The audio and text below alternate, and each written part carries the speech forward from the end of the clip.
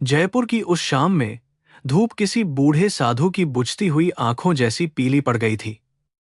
हवेली की ऊंची ऊंची जालियों पर कबूतर बैठे थे और नीचे संगमरमर के आंगन में फैली खामोशी ऐसी लगती थी जैसे कभी यहां हंसी ने जन्म ही न लिया हो।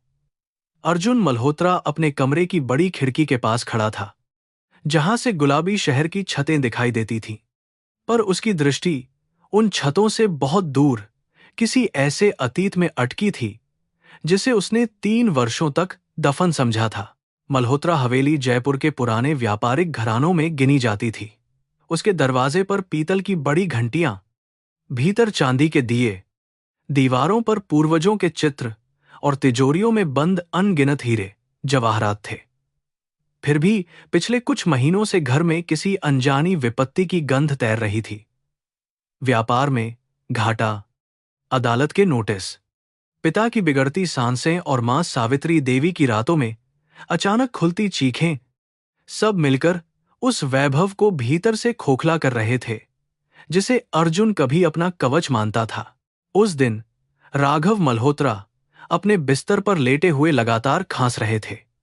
उनकी पतली होती उंगलियां रुद्राक्ष की माला पर फिसलतीं, फिर ठहर जातीं, मानो हर मन का किसी अधूरे पाप की गवाही दे रहा हो।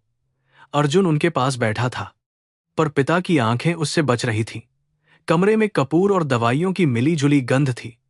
सावित्री देवी ने नौकरानी को काढ़ा लाने का आदेश दिया, मगर उनकी आवाज में वह पुराना तेज नहीं था।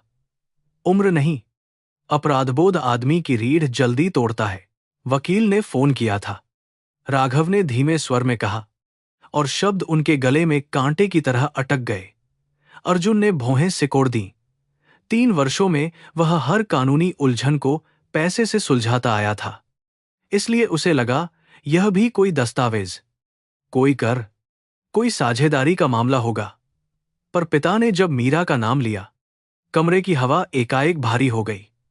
सावित्री देवी की उंगलियां चूड़ी पर रुक गईं और अर्जुन ने पहली बार महसूस किया कि एक नाम भी कभी कभी पूरी हवेली को हिला सकता है। मीरा शर्मा। 3 साल पहले यही नाम इस घर की बहू के रूप में दीवारों पर गूंजा था। फिर धीरे धीरे फुसफुसाहट, ताना और अंत में निष्कासन बन गया था। अर्जुन ने अपने भीतर उठी हल्की बेचैनी को कठोर चेहरे के पीछे छिपा लिया। उसने पूछा, अब उसका क्या काम? राघव ने आंखें बंद कर लीं, जैसे उत्तर देने से पहले भीतर से क्षमा मांग रहे हों। वकील के अनुसार तलाक के समय कुछ कागज अधूरे रह गए थे। एक संपत्ति के अधिकार पर मीरा के हस्ताक्षर के बिना मामला आगे नहीं बढ़ सकता था। सावित्री देवी तुरंत बोली, तो कागज भेज दो। जिस औरत ने इस घर की लक्ष्मी रोक दी, उसे फिर याद करने की क्या जरूरत? उनकी आवाज में वही पुरानी कटुता थी, पर उसमें अब डर की महीन दरार थी। अर्जुन ने मां की ओर देखा। कभी वह इस आवाज को सत्य मानता था, परिवार की मर्यादा का स्वर। आज वही आवाज उसे थकी हुई और असुरक्षित लगी। उसने फिर भी स्वयं को समझाया कि मीरा केवल एक बंद अध्याय है, और बंद अध्यायों को भावुक होकर नहीं, दस्तावेजों से निपटाया जाता है। पर रात को जब वह अपने कमरे में अकेला हुआ, तो बंद अध्याय अचानक खुलने लगे। अलमारी में पुरानी फाइलें खोजते समय उसे लाल रेशमी कपड़े का एक छोटा टुकड़ा मिला। वह मीरा की शादी की साड़ी का किनारा था, जिसे शायद किसी पूजा के बाद नौकरानी ने रख दिया था। उस कपड़े की हल्की सुगंध वर्षों बाद भी बची हुई थी, या शायद वह केवल स्मृति थी। अर्जुन की उंगलियां कांप गईं। उसे मंडप याद आया, अग्नि के 7 फेरे, मीरा की झुकी पलकें और अपनी ही गर्वीली मुस्कान। मीरा जब इस हवेली में आई थी, तो उसके साथ दहेज के बड़े संदूक नहीं आए थे। उसके पिता बनारस के एक साधारण अध्यापक थे, जिन्होंने बेटी को गीता, संगीत और आत्मसम्मान दिया था। सोना कम, सावित्री देवी ने पहली ही रात चुपचाप सब गिन लिया था। कितने गहने, कितने बर्तन, कितनी साड़ियां और कितनी कमी। अर्जुन को तब यह सब सामान्य लगा था, क्योंकि उसके संसार में प्रेम से पहले प्रतिष्ठा की जांच होती थी। मीरा मुस्कुराती रही, जैसे अपमान को भी वह घर बसाने की कीमत समझती हो। शुरू के महीनों में अर्जुन ने सचमुच उसे चाहा था, या कम से कम वह यही मानना चाहता था। मीरा सुबह तुलसी को जल चढ़ाती, रसोई में मां की पसंद सीखती, शाम को राघव के लिए भजन गाती। कभी कभी वह अर्जुन के लिए छत पर चाय लेकर आती और पुराने जयपुर की पतंगों को देखकर बच्चों जैसी हंसी हंसती। वही हंसी धीरे धीरे कम होती गई। हर महीने सावित्री देवी की नजर उसके खाली आंचल पर जाती और हर पूजा में किसी न किसी तरह पोते की बात उठ जाती। अर्जुन को याद आया कि मीरा ने एक रात उससे कहा था, अगर बच्चा देर से आए तो क्या मैं कम पत्नी हो जाऊंगी? वह उस समय फोन पर किसी विदेशी ग्राहक से बात कर रहा था। उसने बिना उसकी आंखों में देखे कहा था, मां को समझना मुश्किल है, तुम बस सह लो। वही 3 शब्द, बस सह लो, आज उसके कानों में किसी श्राप की तरह लौटे।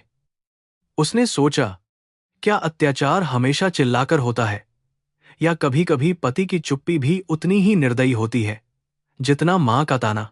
अगली सुबह वकील हवेली आया। उसके चमड़े के बैग में कागज थे और चेहरे पर वह सावधानी जो पुराने परिवारों के टूटे रहस्यों से निपटने वालों में होती है। उसने बताया कि मीरा अब बनारस में रहती है, पर उसके पुराने पते पर कोई नियमित उत्तर नहीं मिलता। कुछ लोगों ने कहा कि वह किसी आश्रम जैसी जगह से जुड़ी है। अर्जुन ने भौहें चढ़ाईं। आश्रम उसे विचित्र लगा। जो स्त्री कभी इस हवेली की चौखट पर रोते हुए विदा हुई थी, वह अब कहां और कैसी होगी? उसने कभी सचमुच जानना चाहा ही नहीं। वकील ने शांत स्वर में कहा, आपका जाना बेहतर होगा साहब। हस्ताक्षर के साथ कुछ व्यक्तिगत सहमति भी चाहिए। सावित्री देवी ने आपत्ति की, पर अर्जुन ने पहली बार मां की बात काट दी। उसने कहा कि वह स्वयं जाएगा, केवल एक दिन के लिए। उसकी आवाज में निर्णय था, पर भीतर कहीं एक अनाम कंपकंपी भी थी। वह खुद को समझाता रहा कि यह यात्रा व्यापारिक है, भावनात्मक नहीं। लेकिन मनुष्य अपने झूठ को जितनी बार दोहराता है, उतनी ही स्पष्टता से उसका हृदय उसे पहचानने लगता है। रेलवे स्टेशन की भीड़ में जयपुर का राजसी गर्व पिघलकर सामान्य मनुष्यों की धूल में मिल गया था। कुल्ली लाल पगड़ी बांधे सामान ढो रहे थे, छाए वाले आवाज लगा रहे थे, बच्चे खिड़कियों से झांक रहे थे। अर्जुन ने प्रथम श्रेणी का डिब्बा लिया, पर प्लेटफॉर्म पर खड़ी एक गरीब औरत को अपने बच्चे को गोद में सुलाते देखकर उसे अचानक मीरा की याद आई। वह भी कभी बनारस जाने की बात करती थी। कहती थी कि गंगा के घाट पर दुख भी धीरे धीरे आरती की लौ में हल्का हो जाता है। ट्रेन चली तो शहर की रोशनियां पीछे छूटने लगीं। अर्जुन ने लैपटॉप खोलने की कोशिश की, पर स्क्रीन पर अंकों की जगह उसे मीरा का चेहरा दिखने लगा। वह चेहरा जो तलाक के दिन असामान्य रूप से शांत था। उसने रोकर उसे रोकने की कोशिश नहीं की थी, केवल कागज पर हस्ताक्षर करने से पहले एक बार पूछा था, अर्जुन, क्या तुम्हें सच में लगता है कि मेरी कोई गलती है? अर्जुन ने तब मां की ओर देखा था, फिर वकील की ओर, और अंत में अपनी नजरें झुका ली थी। बाहर अंधेरा गहराता गया। डिब्बे की हल्की रोशनी में उसका प्रतिबिंब कांच पर उभरा, पर उसे अपना चेहरा अपरिचित लगा। क्या वह वही पुरुष था जिसने कभी मीरा की हथेली में मेहंदी का रंग देखकर कहा था कि यह रंग कभी फीका नहीं होगा? वह रंग फीका नहीं हुआ था, उसने उसे स्वयं धो डाला था। यादों के बीच उसे मां की वह बात भी याद आई, बिना बच्चे की बहू घर की जड़ सुखा देती है। उस समय उसने विरोध नहीं किया, क्योंकि सुविधा ने विवेक को दबा दिया था। रात के किसी पहर ट्रेन कोटा पार कर रही थी। ऊपर की बर्थ पर एक बुजुर्ग दंपति सो रहे थे। नीचे सामने की सीट पर एक छोटी लड़की अपनी मां से चिपककर सोई थी। नींद में उसने पापा कहा, और अर्जुन के सीने में अजीब दर्द उठा। वह पिता नहीं था। यह बात उसे कभी खली नहीं थी, शायद इसलिए कि उसने पिता बनने का अर्थ कभी समझा नहीं। उसके लिए वंश, नाम और उत्तराधिकारी शब्द थे। उस बच्ची के मुंह से निकला पापा पहली बार उसे संबंध की गर्मी जैसा लगा। सुबह बनारस की ओर बढ़ते हुए परिदृश्य बदल गया। रेत, खेत, छोटे स्टेशन, पीपल के पेड़ और कहीं कहीं मंदिरों के शिखर दिखाई देने लगे। हवा में नमी थी, जैसे गंगा का अदृश्य स्पर्श पहले ही यात्रियों के माथे पर आशीष रख रहा हो। अर्जुन ने खिड़की खोली। उसे याद आया, मीरा कहती थी कि बनारस में समय सीधा नहीं चलता, गोल घूमता है, जिसे तुम पीछे छोड़ते हो वह किसी घाट पर आगे खड़ा मिल जाता है। अर्जुन ने तब हंसकर इसे स्त्रियों की भावुक बात कहा था। स्टेशन पर उतरते ही बनारस ने उसे शोर, धूप और धूप बत्ती की मिली जुली लहर में घेर लिया। संकरी गलियों में गायें, साधु, रिक्शे वाले, फूलों की टोकरी लिए लड़कियां और विदेशी यात्री सब एक साथ बहते दिखाई दिए। जयपुर की चौड़ी हवेली से आया अर्जुन इन गलियों में जैसे अपने ही अहंकार से टकरा रहा था। उसने ड्राइवर से पुराना पता पूछा, फिर वकील द्वारा लिखे नए संकेत दिखाए। हर मोड़ पर उसे लगता शायद अब मीरा मिल जाएगी और वह केवल हस्ताक्षर लेकर लौट जाएगा। पुराने शर्मा निवास पर ताला लगा था। पड़ोस की एक वृद्धा ने बताया कि मीरा बहुत पहले वहां से चली गई। उसने अर्जुन को सिर से पांव तक देखा, जैसे पहचान रही हो कि यही वह आदमी है जिसकी वजह से एक लड़की की मां कई रात रोई थी। वृद्धा ने सीधे कुछ नहीं कहा, केवल इतना बताया कि मीरा अब दशाश्वमेध से दूर एक छोटी संस्था चलाती है, बच्चों और छोड़ी गई औरतों के लिए। उसने जोड़ा। अर्जुन को यह वाक्य चुभा, छोड़ी गई औरतें।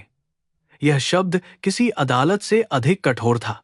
गली के अंत में, जहां शहर का शोर थोड़ा थम जाता था, एक पुरानी इमारत थी।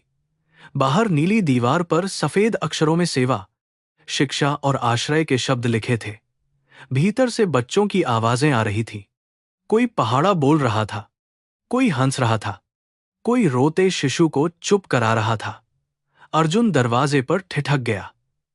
वह किसी टूटे हुए, पराजित चेहरे की तलाश में आया था, पर यहां उसे जीवन की ऐसी लय सुनाई दे रही थी जिसमें पीड़ा राख बनकर नहीं, दीपक बनकर जल रही थी। आंगन में प्रवेश करते ही उसने उसे देखा। मीरा सफेद और हल्की पीली सूती साड़ी में थी, माथे पर छोटी सी बिंदी, बाल साधारण जूड़े में बंधे। वह एक बच्ची की चोट पर हल्दी लगा रही थी और साथ ही दूसरी स्त्री को दवा लेने का समय समझा रही थी। उसके चेहरे पर वह पुरानी कोमलता थी, पर अब उसके नीचे एक गहरी दृढ़ता भी थी। अर्जुन ने जाना, 3 सालों ने उसे नहीं तोड़ा। उन्होंने उसे किसी ऐसी धातु में ढाल दिया था जिसे हवेली की आग भी पिघला न सकी। मीरा ने सिर उठाया। कुछ क्षणों के लिए समय सचमुच रुक गया। न आंसू, न आश्चर्य, न भय, केवल एक शांत दृष्टि जिसमें स्मृति थी पर दास्ता नहीं। अर्जुन ने उसका नाम लिया, मीरा। यह नाम उसके होंठों पर अजनबी लग रहा था, जैसे लंबे सूखे के बाद कोई नदी पुकार रहा हो। आंगन में खड़े बच्चे चुप हो गए। मीरा धीरे से उठी, बच्ची को पास बैठी महिला को सौंपा और उतनी ही दूरी पर आकर खड़ी हुई जितनी दूरी सम्मान और घाव के बीच होनी चाहिए। आप यहां क्यों आए हैं? अर्जुन जी, उसने पूछा। पहले वह उसे केवल अर्जुन कहती थी। उस एक जी ने 3 वर्षों की दूरी को शब्द दे दिया। अर्जुन ने कागजों की फाइल आगे बढ़ाई और कहा कि कुछ औपचारिकताएं बाकी हैं। मीरा ने फाइल की ओर देखा, फिर उसकी आंखों में। तो आप कागजों के लिए आए हैं, वह बोली, या उस आवाज के लिए जिसे आपने तलाक के दिन सुनना जरूरी नहीं समझा था? अर्जुन के पास उत्तर था, पर सत्य नहीं था। उसी क्षण भीतर से एक छोटी बच्ची दौड़ती हुई आई। उसके हाथ में टूटी हुई लकड़ी की गुड़िया थी और आंखों में बारिश के बाद की मिट्टी जैसी चमक। वह मीरा से लिपट गई और शिकायत करने लगी कि राधा ने उसकी गुड़िया छीन ली। मीरा झुककर उसके माथे को चूमने लगी। अर्जुन अनायास स्थिर हो गया। बच्ची की भौहें, उसकी ठुड्डी, आंखों का कटाव, सब कुछ उसे विचलित कर रहा था। उसने इस भावना को तुरंत दबा दिया। शायद संयोग था, शायद स्मृति की चाल थी। मीरा ने बच्ची से कहा, काव्या, मेहमान को नमस्ते करो। बच्ची ने छोटे हाथ जोड़े और भोलेपन से मुस्कुरा दी। नमस्ते अंकल। यह शब्द अर्जुन के भीतर अजीब ढंग से गिरा। वह समझ नहीं पाया कि इस बच्ची की उपस्थिति उसे क्यों अस्थिर कर रही है। मीरा ने काव्या को अंदर भेज दिया, पर वह जाते जाते पीछे मुड़कर अर्जुन को देखती रही। उस दृष्टि में एक ऐसी पहचान का बीज था जिसे अभी कोई नाम नहीं मिला था। अर्जुन की उंगलियां फाइल पर कस गईं। मीरा ने उसे एक छोटे कमरे में बैठाया, जहां दीवार पर कृष्ण की तस्वीर, पास में गंगा जल की बोतल और लकड़ी की मेज पर बच्चों की कॉपियां रखी थीं। कमरे की सादगी में वह गरिमा थी जो हवेली की चांदी में कभी नहीं मिली। अर्जुन ने दस्तावेज खोले, पर शब्द धुंधले हो रहे थे। बाहर काव्या की हंसी फिर सुनाई दी। मीरा चुपचाप सामने बैठी रही। उसके मौन में कोई विनती नहीं थी, कोई शिकायत भी नहीं।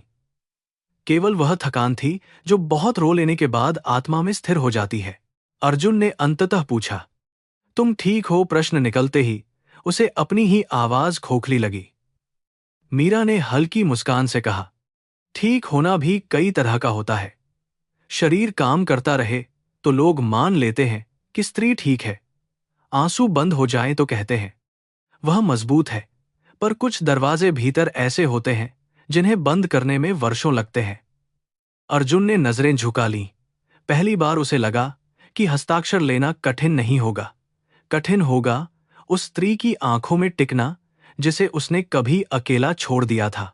शाम होने लगी थी। दूर घाटों से आरती की घंटियां सुनाई दे रही थीं। मीरा ने कहा कि कागज देखने में समय लगेगा और कुछ बातों के लिए संस्था के न्यासी बाबा विश्वनाथ प्रसाद से भी चर्चा करनी होगी। अर्जुन ने विरोध करना चाहा, पर उसकी आवाज में वह पुराना अधिकार नहीं बचा था। उसने बनारस में एक रात रुकने का निर्णय लिया। बाहर निकलते समय काव्या फिर दरवाजे के पास खड़ी मिली। उसने पूछा, अंकल, आप कल भी आएंगे? अर्जुन ने अनजाने में सिर हिला दिया और उसे लगा जैसे नियति ने उसकी ओर देखकर मुस्कुरा दिया हो। रात को होटल की बालकनी से गंगा की ओर देखते हुए अर्जुन को नींद नहीं आई। शहर में मंत्र, नावों की आहट और दूर जलती चिताओं की धुएं भरी गंध थी। बनारस सचमुच समय को गोल कर देता था। वह जिस अतीत को कागजों में बांधकर समाप्त करने आया था, वही अतीत एक बच्ची की आंखों, एक स्त्री की चुप्पी और आरती की घंटियों में उसके सामने खड़ा था। उसे पहली बार डर लगा कि कहीं वह केवल दस्तावेज लेने नहीं, अपने कर्मों का हिसाब देने बुलाया गया है।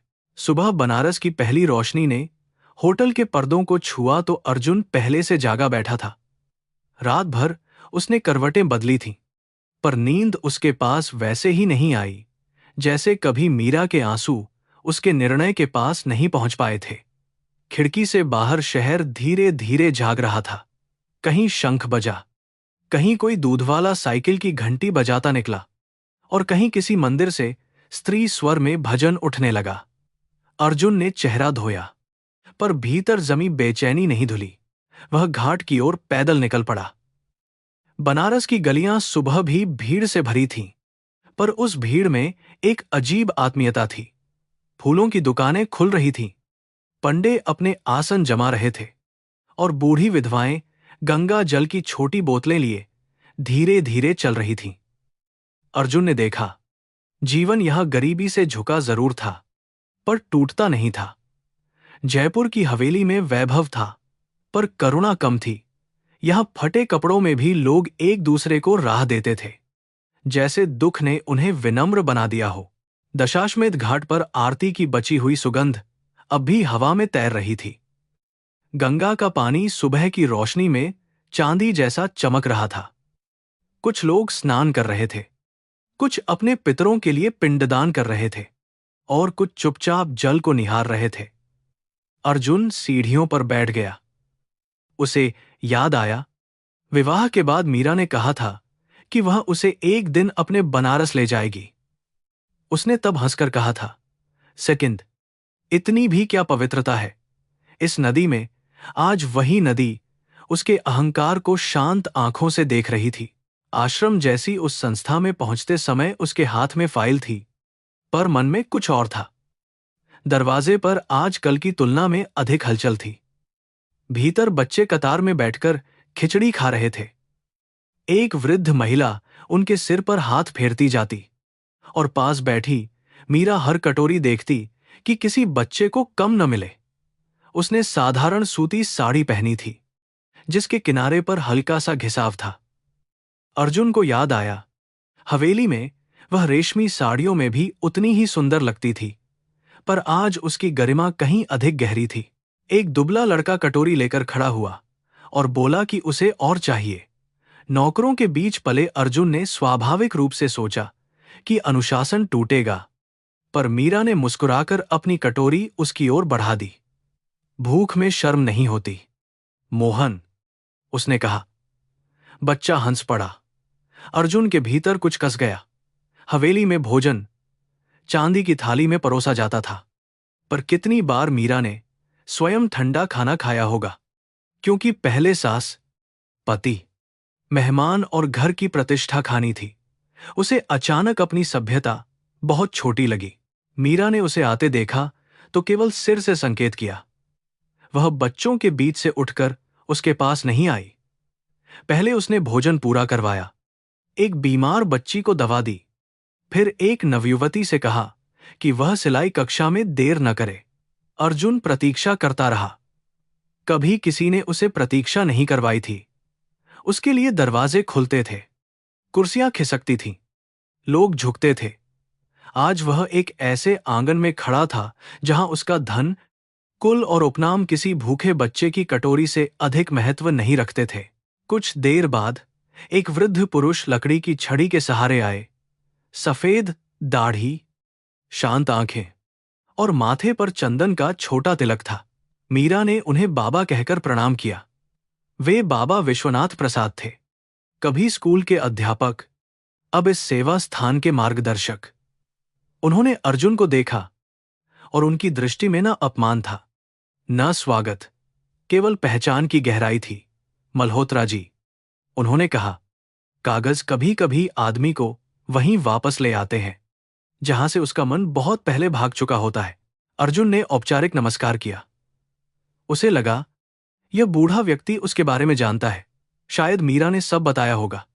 इस विचार से उसे असहजता हुई, क्योंकि दोषी आदमी सबसे पहले अपनी कथा पर नियंत्रण चाहता है। मीरा ने कागज बाबा को दिए और सरल स्वर में कहा कि कुछ कानूनी बातें समझनी होंगी। अर्जुन ने कहा कि उसे जल्दी लौटना है। बाबा ने मुस्कुराकर उत्तर दिया, जिस बात को 3 वर्ष लगे लौटने में, वह 3 घंटे में कैसे पूरी होगी? बेटा, उस बेटा में दया भी थी और दर्प को काटती हुई करुणा भी। काव्या आंगन के कोने में बैठी मिट्टी से छोटे छोटे दिए बना रही थी। उसके पास 2 और बच्चे थे, पर वह सबसे अधिक ध्यान से आकार दे रही थी। अर्जुन अनचाहे उसकी ओर खिंच गया। बच्ची ने उसे देखा, मुस्कुराई और बोली, अंकल, आप दिया बनाना जानते हैं? अर्जुन ने सिर हिलाया। उसने कभी अपने हाथों से कुछ ऐसा नहीं बनाया था जिसका मूल्य बाजार में न नापा जा सके। काव्या ने मिट्टी उसकी हथेली पर रख दी। धीरे दबाइए, उसने सिखाया। जोर से दबाएंगे तो टूट जाएगा। यह सुनकर अर्जुन का हृदय कांप गया। मीरा दूर से यह दृश्य देख रही थी। उसके चेहरे पर एक छाया आई और चली गई। उसने तुरंत काव्या को पुकारा, बेटी, राधा दीदी को कॉपी बांटने में मदद करो। काव्या भाग गई, पर उसकी छोटी उंगलियों की मिट्टी अर्जुन की हथेली पर रह गई। वह देर तक उसे देखता रहा। कितनी अजीब बात थी कि एक बच्ची ने उसे वह बात कह दी थी जिसे जीवन ने वर्षों से कहने की कोशिश की थी।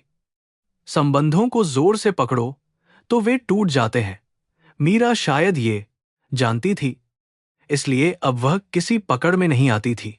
दोपहर में संस्था की महिलाएं सिलाई कक्ष में बैठीं। कोई परित्यक्ता थी, कोई विधवा, कोई दहेज के कारण जलाई जाने से बची हुई, कोई मायके से भी अस्वीकार की गई। मीरा सबके बीच चलती, धागा सुलझाती, मशीन ठीक करती, अक्षर लिखना सिखाती। वे उसे मीरा दीदी कहती, पर उस संबोधन में बहन से अधिक आश्रय था। अर्जुन ने एक स्त्री को कहते सुना, दीदी न होती तो मैं गंगा में कूद जाती। वह वाक्य उसके भीतर पत्थर की तरह गिरा, जिसे उसने छोड़ दिया था। वह दूसरों को छोड़ने से बचा रही थी। उसे याद आया कि तलाक के बाद उसने अपने मित्रों से कहा था, मीरा कमजोर थी, हमारे घर के लायक नहीं। आज वह स्वयं को सुन रहा था और शर्म से भर रहा था। कमजोरी किसे कहते हैं? वह स्त्री जो अकेले अपमान झेलकर भी किसी और का जीवन थाम ले, या वह पुरुष जो मां के शब्दों के पीछे छिपकर पत्नी की आंखों से बच निकले? अर्जुन ने पहली बार अपने भीतर इस प्रश्न को उठने दिया। उसका उत्तर भयावह था, क्योंकि वह सीधे उसके पुरुषत्व, उसके संस्कार और उसके गर्व पर चोट कर रहा था। मीरा ने दोपहर बाद उसे कार्यालय के छोटे कमरे में बुलाया। मेज पर दस्तावेज फैले थे। उसने कहा कि वह हस्ताक्षर कर देगी, पर कुछ शर्तें पढ़ना चाहेगी। अर्जुन को यह सुनकर अप्रत्याशित झटका लगा। कभी मीरा ने शर्त शब्द नहीं बोला था। वह पूछता तो वह मानती, मां कहती तो वह सहती, समाज हंसता तो वह चुप रहती।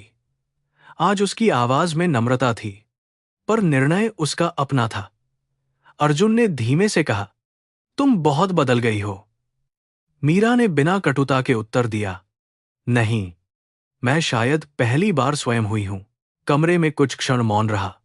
बाहर बच्चों की कक्षा से वर्णमाला की आवाजें आ रही थीं। अर्जुन ने साहस कर पूछा, तुमने यह सब कैसे शुरू किया?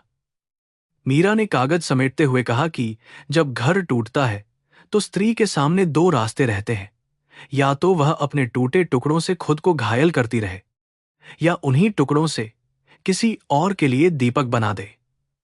बाबा ने खाली पड़ी इमारत दी, कुछ लोगों ने पुरानी किताबें दी, और गंगा ने हर सुबह उसे उठने की हिम्मत दी। उसने अर्जुन की ओर नहीं देखा। अर्जुन ने कहना चाहा कि उसे दुख है, पर शब्दों पर उसे भरोसा नहीं था। 3 वर्षों तक शब्द ही तो उसके अपराध को ढंकते रहे थे। परिस्थिति, परिवार, मर्यादा, असंगति, भाग्य। उसने धीरे से पूछा, तुमने कभी वापस आने के बारे में नहीं सोचा? मीरा ने पहली बार सीधा उसकी ओर देखा।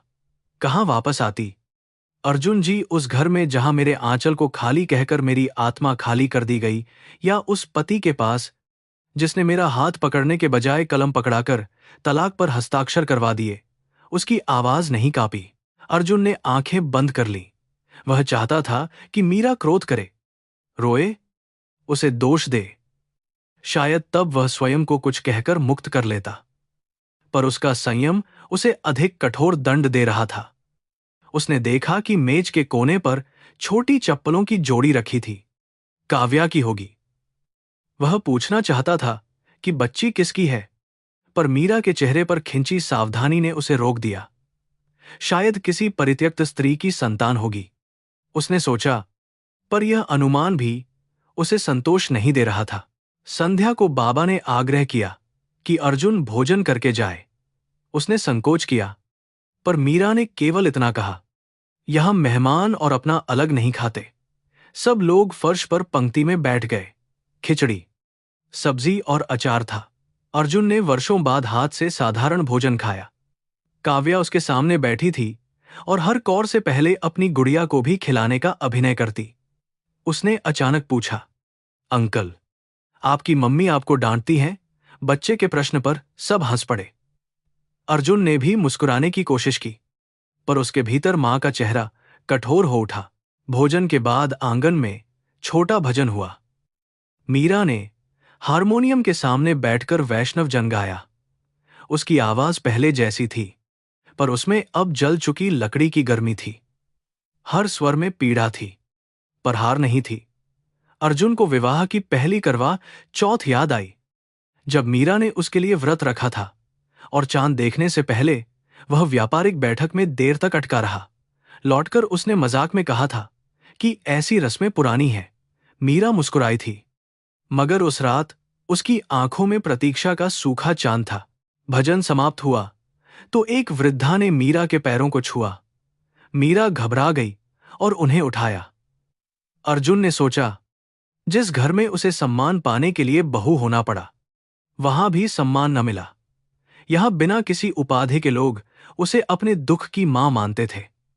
हवेली में सावित्री देवी ने कितनी बार कहा था कि मीरा के भाग्य में राजघराने की बहू बनना लिखा है, इसलिए उसे कृतज्ञ रहना चाहिए। आज अर्जुन समझ रहा था कि कृतज्ञता उस पर बकाया थी, जिसने अपमान से उठकर भी मनुष्यता बचाए रखी। अंधेरा घिरने लगा। संस्था के बच्चे अपने अपने बिस्तरों की ओर गए। कुछ महिलाओं ने रसोई समेटी।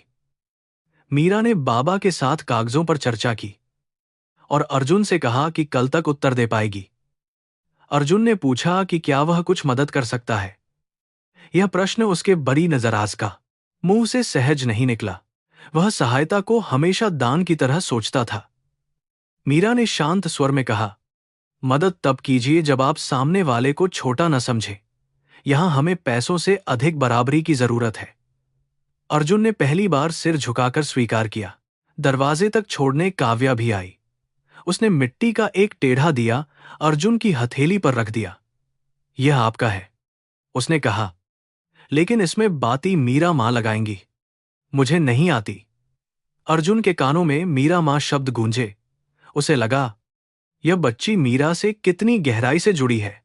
वह पूछना चाहता था, क्या मीरा ने उसे गोद लिया है? पर शब्द फिर रुक गए। मीरा ने काव्या को अपने पास खींच लिया।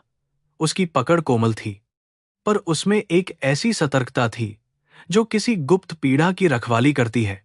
होटल लौटते हुए अर्जुन ने वह दिया जेब में नहीं रखा, उसे हाथ में थामे रहा। रिक्शा गंगा किनारे से गुजरा तो हवा ने दिए की सूखी मिट्टी को छुआ। अर्जुन को लगा, वह स्वयं भी ऐसा ही अधूरा दिया है। आकार है, पर भीतर लौ नहीं। मीरा के जीवन में लौ थी, क्योंकि उसने दुख को तेल बना लिया था। उसके अपने जीवन में केवल सोना, चांदी और चमक थी, पर अंधेरा बना रहा। यह सोचकर उसके भीतर एक बेचैन आदर जन्मा, और उस आदर के साथ पछतावे का पहला सच्चा आंसू। रात में उसने जयपुर फोन किया। सावित्री देवी ने पूछा, हस्ताक्षर हुए? अर्जुन ने कहा, अभी नहीं। मां ने झुंझलाकर कुछ कहा, पर वह सुनता नहीं रहा। उसने केवल इतना बताया कि मीरा ठीक है। उधर कुछ क्षण मौन रहा। फिर सावित्री बोली, उसका नाम बार बार मत लो। अर्जुन ने पहली बार शांत पर कठोर स्वर में कहा, नाम लेने से कोई अशुभ नहीं होता। मां, अशुभ शायद तब हुआ था जब हमने इंसान को नाम से नहीं, दोष से पुकारना शुरू किया। फोन के उस पार सांस अटक गई। उस रात अर्जुन ने फाइल खोली, पर पढ़ा नहीं। उसने मिट्टी का दिया मेज पर रखा और लंबे समय तक उसे देखता रहा। मीरा ने उसके सामने कोई न्यायालय नहीं लगाया था, पर हर दृश्य गवाही दे रहा था। बच्चों की हंसी, स्त्रियों की आंखें, बाबा के शब्द, काव्या की भोली आवाज। उसे महसूस हुआ कि वह जिस स्त्री को अपने घर की असफल बहू समझता था, वह यहां टूटे संसारों की रीढ़ बन चुकी थी। यह उसका पहला बड़ा आघात था, पर नियति ने अभी सबसे गहरी चोट छिपाकर रखी थी। अगली सुबह अर्जुन आश्रम के दरवाजे पर अपेक्षा से पहले पहुंच गया। भीतर अभी झाड़ू लग रही थी, रसोई में चूल्हे पर चाय चढ़ रही थी और आंगन की तुलसी पर ओस की बूंदें ठहरी थीं। मीरा एक पुराने पीतल के लोटे से पौधों में पानी डाल रही थी। उसने अर्जुन को देखा तो चौंकी नहीं, जैसे उसने अनुमान लगा लिया था कि यह आदमी अब केवल कागजों से नहीं लौटेगा। अर्जुन ने नमस्कार किया, पर उसकी आवाज में रात भर की जागी हुई थकान छिपी नहीं रह सकी। बाबा विश्वनाथ प्रसाद बरामदे में बैठे अखबार पढ़ रहे थे। उन्होंने अर्जुन को पास बुलाकर चाय दी। यहां आने वाला हर व्यक्ति पहले अपने जूते उतारता है, उन्होंने धीरे से कहा, और कभी कभी अपना अहंकार भी। अर्जुन ने नीचे देखा। सचमुच उसके महंगे चमड़े के जूते दरवाजे पर धूल से सने पड़े थे। उसे लगा, बनारस धीरे धीरे उससे वे वस्त्र उतरवा रहा है जिनमें वह वर्षों से स्वयं को सुरक्षित समझता आया था। मीरा ने कुछ नहीं कहा, पर उसके मौन में भी एक गहरी परीक्षा थी। काव्या उस समय नींद से भरी आंखों के साथ बाहर आई। उसके बाल बिखरे थे और हाथ में वही टूटी लकड़ी की गुड़िया थी। उसने मीरा की साड़ी पकड़कर अंगड़ाई ली, फिर अर्जुन को देखकर मुस्कुरा दी। अंकल फिर आ गए, वह बोली, जैसे यह कोई बड़ी शुभ घटना हो। अर्जुन अनायास झुक गया और पूछा, तुम्हें बुरा लगा? काव्या ने गंभीर होकर सिर हिलाया। नहीं, लेकिन आप कल दिया ले गए थे, उसमें बाती लगाई या उसे अकेला छोड़ दिया? यह प्रश्न उसके भीतर सीधा उतर गया। मीरा ने काव्या को दूध पीने भेजा, पर बच्ची जाते जाते फिर मुड़ी। अर्जुन ने देखा, उसके चलने का ढंग भी अजीब परिचित था। बचपन में उसकी मां कहती थी कि अर्जुन चलते समय दाहिना कंधा थोड़ा आगे रखता है। काव्या भी वैसा ही करती थी। उसने इस साम्य को फिर संयोग कहना चाहा, पर संयोगों की संख्या बढ़ती जा रही थी। बच्ची की आंखें, भौहों का तन्ना, गुस्सा आने पर होंठ भींचना, सब कुछ उसके भीतर भूले हुए आईने खोल रहा था। दोपहर तक अर्जुन ने आश्रम में रहकर बच्चों की कक्षा देखी। मीरा उन्हें हिंदी पढ़ा रही थी और बीच बीच में जीवन की छोटी बातें भी समझाती जाती थी। झूठ से बचना, वह कहती, क्योंकि झूठ पहले दूसरों को चोट पहुंचाता है, फिर लौटकर तुम्हारे मन में कांटा बन जाता है। अर्जुन को लगा जैसे यह वाक्य बच्चों से अधिक उसे सुनाया गया हो। काव्या सबसे आगे बैठी थी। जब वह प अक्षर लिखती तो उत्साह से कहती, प से पतंग, प से पूजा। अर्जुन ने मन में अनजाने प से पिता जोड़ दिया। कक्षा के बाद काव्या ने अपनी कॉपी लेकर अर्जुन को दिखाई। अक्षर टेढ़े थे, पर मेहनत साफ थी। उसने पूछा, अंकल, आपका नाम कैसे लिखते हैं? अर्जुन ने पेंसिल पकड़ी और धीरे धीरे लिखा, अर्जुन। बच्ची ने अक्षरों पर उंगली फिराई। यह नाम अच्छा है, उसने कहा। महाभारत वाला अर्जुन हल्का मुस्कुराया। हां, काव्या ने तुरंत पूछा। फिर आपके कृष्ण कहाँ हैं? यह सुनकर बाबा दूर से हंस पड़े, पर अर्जुन के भीतर उत्तर नहीं था, क्योंकि शायद उसने जीवन की सबसे कठिन लड़ाई बिना सारथी के लड़ी थी। दोपहर ढलते समय आश्रम में एक डॉक्टर आया। वह हर सप्ताह बच्चों की जांच करने आता था। अर्जुन बरामदे में खड़ा था जब डॉक्टर ने काव्या की छाती पर स्टेथोस्कोप रखा। मीरा का चेहरा उस क्षण अचानक तनाव से भर गया। उसने डॉक्टर से धीमे स्वर में कुछ पूछा, पर अर्जुन शब्द नहीं सुन सका। डॉक्टर ने आश्वासन दिया, फिर दवा की शीशी लिख दी। काव्या ऊबकर कह रही थी कि उसे कड़वी दवा नहीं चाहिए। मीरा ने उसे गोद में भर लिया, मगर उसकी आंखों के नीचे छिपी चिंता अर्जुन से छिपी नहीं रही। अर्जुन ने बाद में पूछा, काव्या को क्या हुआ है? मीरा ने फाइल बंद करते हुए कहा, बचपन से थोड़ा कमजोर दिल है। डॉक्टर कहते हैं सावधानी रखनी होगी। उसने बात सरल बनाने की कोशिश की, पर मां की आवाज में छिपा भय किसी भी शब्द से ढंकता नहीं। अर्जुन को अजीब बेचैनी हुई। वह उस बच्ची से परिचित भी नहीं था, फिर भी उसकी बीमारी सुनकर सीने में कसाव क्यों उठा? उसने अपने मन को समझाया कि दया स्वाभाविक है, पर यह दया वैसी नहीं थी जैसी वह दान देते समय महसूस करता था। शाम को गंगा किनारे बच्चों को ले जाया गया। आश्रम की यह परंपरा थी कि सप्ताह में एक दिन वे घाट पर बैठकर भजन गाते और दीप बहाते। अर्जुन भी साथ चला। काव्या रास्ते भर उसका हाथ पकड़ने की जिद करती रही, पर मीरा हर बार उसे धीरे से अपने पास खींच लेती। बच्ची ने अंततः अर्जुन की उंगली पकड़ ही ली। वह स्पर्श छोटा था, पर उसमें ऐसी गर्मी थी कि अर्जुन कुछ क्षण सांस लेना भूल गया। उसने सोचा, किसी रक्तहीन संबंध में भी शायद आत्मा पहचान बना लेती है। घाट पर सूर्यास्त के समय गंगा लाल सुनहरी हो गई थी। बच्चे पंक्ति में बैठे भजन गा रहे थे।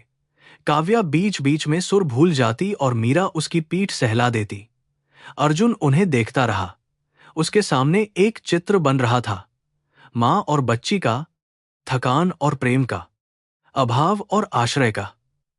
अचानक उसे लगा कि यदि जीवन ने उसे कभी ऐसा दृश्य दिया होता तो शायद वह धन की दौड़ में इतना कठोर न बनता। फिर भीतर से आवाज आई, जीवन ने दिया था, उसने स्वयं उसे ठुकरा दिया। वापसी में काव्या थक गई। वह चलते चलते मीरा की गोद में सो गई। मीरा के कंधे पर उसका सिर था और उसकी छोटी उंगलियां मां की गर्दन में उलझी थीं। अर्जुन ने पहली बार ध्यान से देखा कि मीरा कितनी दुबली हो गई है। इतने वर्षों की मेहनत, अकेलापन और जागी रातें उसके शरीर पर लिखी थीं। उसने पूछा। मैं उसे उठा लूं? मीरा ने कुछ क्षण उसे देखा, फिर बहुत धीरे से बच्ची उसे थमा दी। काव्या उसके सीने से लगते ही नींद में सिमट गई। उस स्पर्श ने अर्जुन के भीतर अनाम तूफान उठा दिया। काव्या का छोटा सिर उसके हृदय के पास था और उसकी सांसें उसके कुर्ते में गर्माहट छोड़ रही थीं। उसने कभी किसी बच्चे को इस तरह नहीं उठाया था। वह डर रहा था कि कहीं उसकी पकड़ कठोर न हो जाए। मीरा पास साथ चल रही थी, पर उसकी आंखें लगातार काव्या पर थीं। उस क्षण अर्जुन को लगा कि वह केवल बच्ची को नहीं, किसी अज्ञात सत्य को बाहों में उठाए हुए है, जिसका भार हल्का होते हुए भी असहनीय था। रात में आश्रम में अचानक हलचल हुई। काव्या को तेज बुखार और सांस लेने में कठिनाई होने लगी। उसका चेहरा पीला पड़ गया और होंठ नीले से दिखने लगे। मीरा की आंखों में भय बिजली की तरह कौंधा, पर उसने स्वयं को संभाला। रिक्शा बुलाओ, उसने राधा से कहा। अर्जुन बिना सोचे आगे बढ़ा। मेरी गाड़ी बाहर है, उसने कहा। कुछ ही क्षणों में वह काव्या को बाहों में लिए सड़क की ओर भाग रहा था। मीरा पीछे दवाइयों की थैली और पुराने मेडिकल कागज संभालती हुई दौड़ी। अस्पताल की सफेद रोशनी निर्दयी लग रही थी। आपातकालीन कक्ष के बाहर मीरा खड़ी कांप रही थी, पर रो नहीं रही थी। अर्जुन ने पहली बार देखा कि साहस कभी कभी आंसू रोकना नहीं, भय में भी निर्णय लेना होता है। डॉक्टरों ने काव्या को भीतर ले लिया। एक नर्स ने फॉर्म बढ़ाया और अभिभावक के हस्ताक्षर मांगे। मीरा ने कलम उठाई, पर हाथ कांप गया। अर्जुन ने तुरंत कहा, मैं कर देता हूं। नर्स ने पूछा, रिश्ता? अर्जुन रुक गया। मीरा ने धीमे से कहा, परिचित है। यह शब्द अर्जुन को किसी चाकू की तरह लगा। फिर भी वह चुप रहा। उसने फॉर्म पर हस्ताक्षर किए। नर्स ने पुरानी फाइल मांगी। मीरा ने थैली से कागज निकाले। कुछ पन्ने फर्श पर गिर पड़े। अर्जुन झुककर उन्हें उठाने लगा। तभी उसकी नजर एक जन्म प्रमाण पत्र पर पड़ी। नाम था काव्या शर्मा, मां मीरा शर्मा। पिता के स्थान पर एक लंबी खाली रेखा थी। अर्जुन की उंगलियां कागज पर जम गईं। उसे लगा, यह खाली जगह कागज पर नहीं, उसकी आत्मा के बीचों बीच खिंची हुई है। वह कुछ कह पाता, उससे पहले डॉक्टर बाहर आया। उसने मीरा से कहा, घबराइए नहीं मां, अभी स्थिति नियंत्रण में है, पर जांच फिर करनी होगी। मां शब्द स्पष्ट था, निर्विवाद। अर्जुन ने मीरा की ओर देखा। मीरा ने उसकी आंखों से बचना चाहा, पर देर हो चुकी थी। कमरे की रोशनी, मशीनों की आवाज, नर्सों की भागदौड़, सब धुंधला हो गया। केवल वह जन्म प्रमाण पत्र और डॉक्टर का संबोधन रह गया। अर्जुन के भीतर वर्षों से बंद एक दरवाजा भयानक आवाज के साथ खुल गया। काव्या को दवा देकर निगरानी में रखा गया। मीरा शीशे के पार उसे देख रही थी। अर्जुन उसके पास आकर खड़ा हुआ। उसकी आवाज सूखी थी। काव्या तुम्हारी बेटी है? मीरा ने आंखें बंद कर लीं।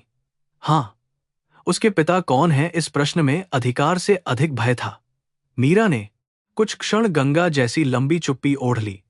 फिर उसने बहुत धीरे कहा, जिसका नाम मैंने कभी उसके कान में बुरा कहकर नहीं बोया, जिस आदमी को वह आज तक अंकल कहती रही, वही उसका पिता है। अर्जुन पीछे हट गया, जैसे किसी ने उसके सीने पर प्रहार किया हो। दीवार पकड़कर वह खड़ा रहा। उसके कानों में रक्त की आवाज भर गई। नहीं, वह बुदबुदाया। यह कैसे हो सकता है? मीरा ने उसकी ओर देखा। इस बार उसके संयम में वर्षों की जली हुई राख थी। तलाक के कागज पर हस्ताक्षर करते समय मुझे शक था, पर निश्चित नहीं थी। तुम्हारे घर से निकलने के बाद बनारस पहुंची, तब पता चला। मैंने सोचा था तुम्हें बताऊंगी। मैंने पत्र भी लिखा था। उसकी आवाज टूटकर भी संभली रही। अर्जुन ने सिर उठाया। मुझे कोई पत्र नहीं मिला, मीरा ने कड़वी मुस्कान से कहा। मैंने भी यही समझा कि शायद तुम्हें मिला और तुमने मौन चुना। बाद में पता चला कि तुम्हारी हवेली के दरवाजे केवल बहुओं को नहीं, उनके समाचारों को भी रोक सकते हैं। अर्जुन समझ गया। मां सावित्री देवी का चेहरा उसके सामने उभरा, कठोर, नियंत्रित, कुल की मर्यादा में लिपटा। पर इस बार वह स्वयं को केवल ठगा हुआ नहीं कह सकता था, क्योंकि यदि वह सचमुच जानना चाहता तो क्या मीरा यूं लुप्त हो जाती? मीरा ने आगे कहा, जब काव्या पैदा हुई मेरे पास पैसे कम थे। मां तब तक बीमारी से चली गई थी। बाबा ने अस्पताल का खर्च उठाया। समाज ने पूछा, पिता का नाम कहाँ है? मैंने कहा, बच्ची का जीवन नाम से बड़ा है। कई लोगों ने मुझे दोषी कहा, कई ने चरित्र पर सवाल उठाए, लेकिन मैंने हर रात उसे छाती से लगाकर यही प्रार्थना की कि उसके मन में अपने पिता के लिए घृणा न पले, क्योंकि घृणा मां का दूध भी कड़वा कर देती है। अब उसकी आंखों में आंसू थे। अर्जुन फर्श पर बैठ गया। उसे लगा उसके पैरों ने उसका भार उठाने से इनकार कर दिया है।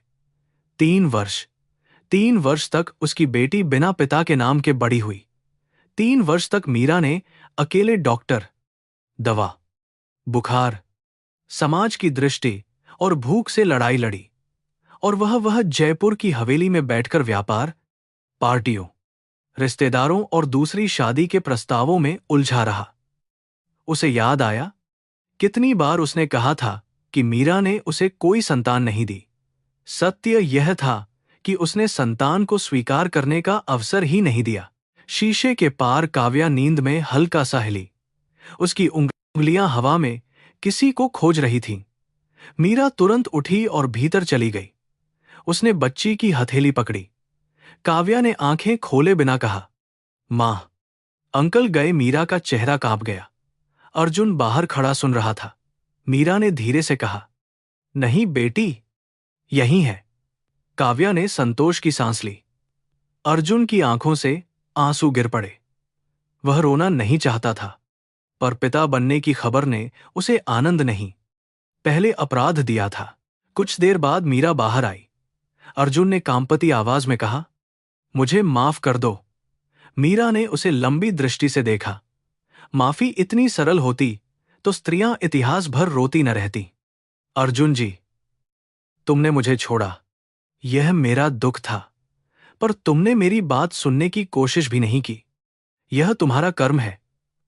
आज जो तुम्हें चोट लग रही है वह मेरी इच्छा नहीं, तुम्हारे कर्मों की परछाई है।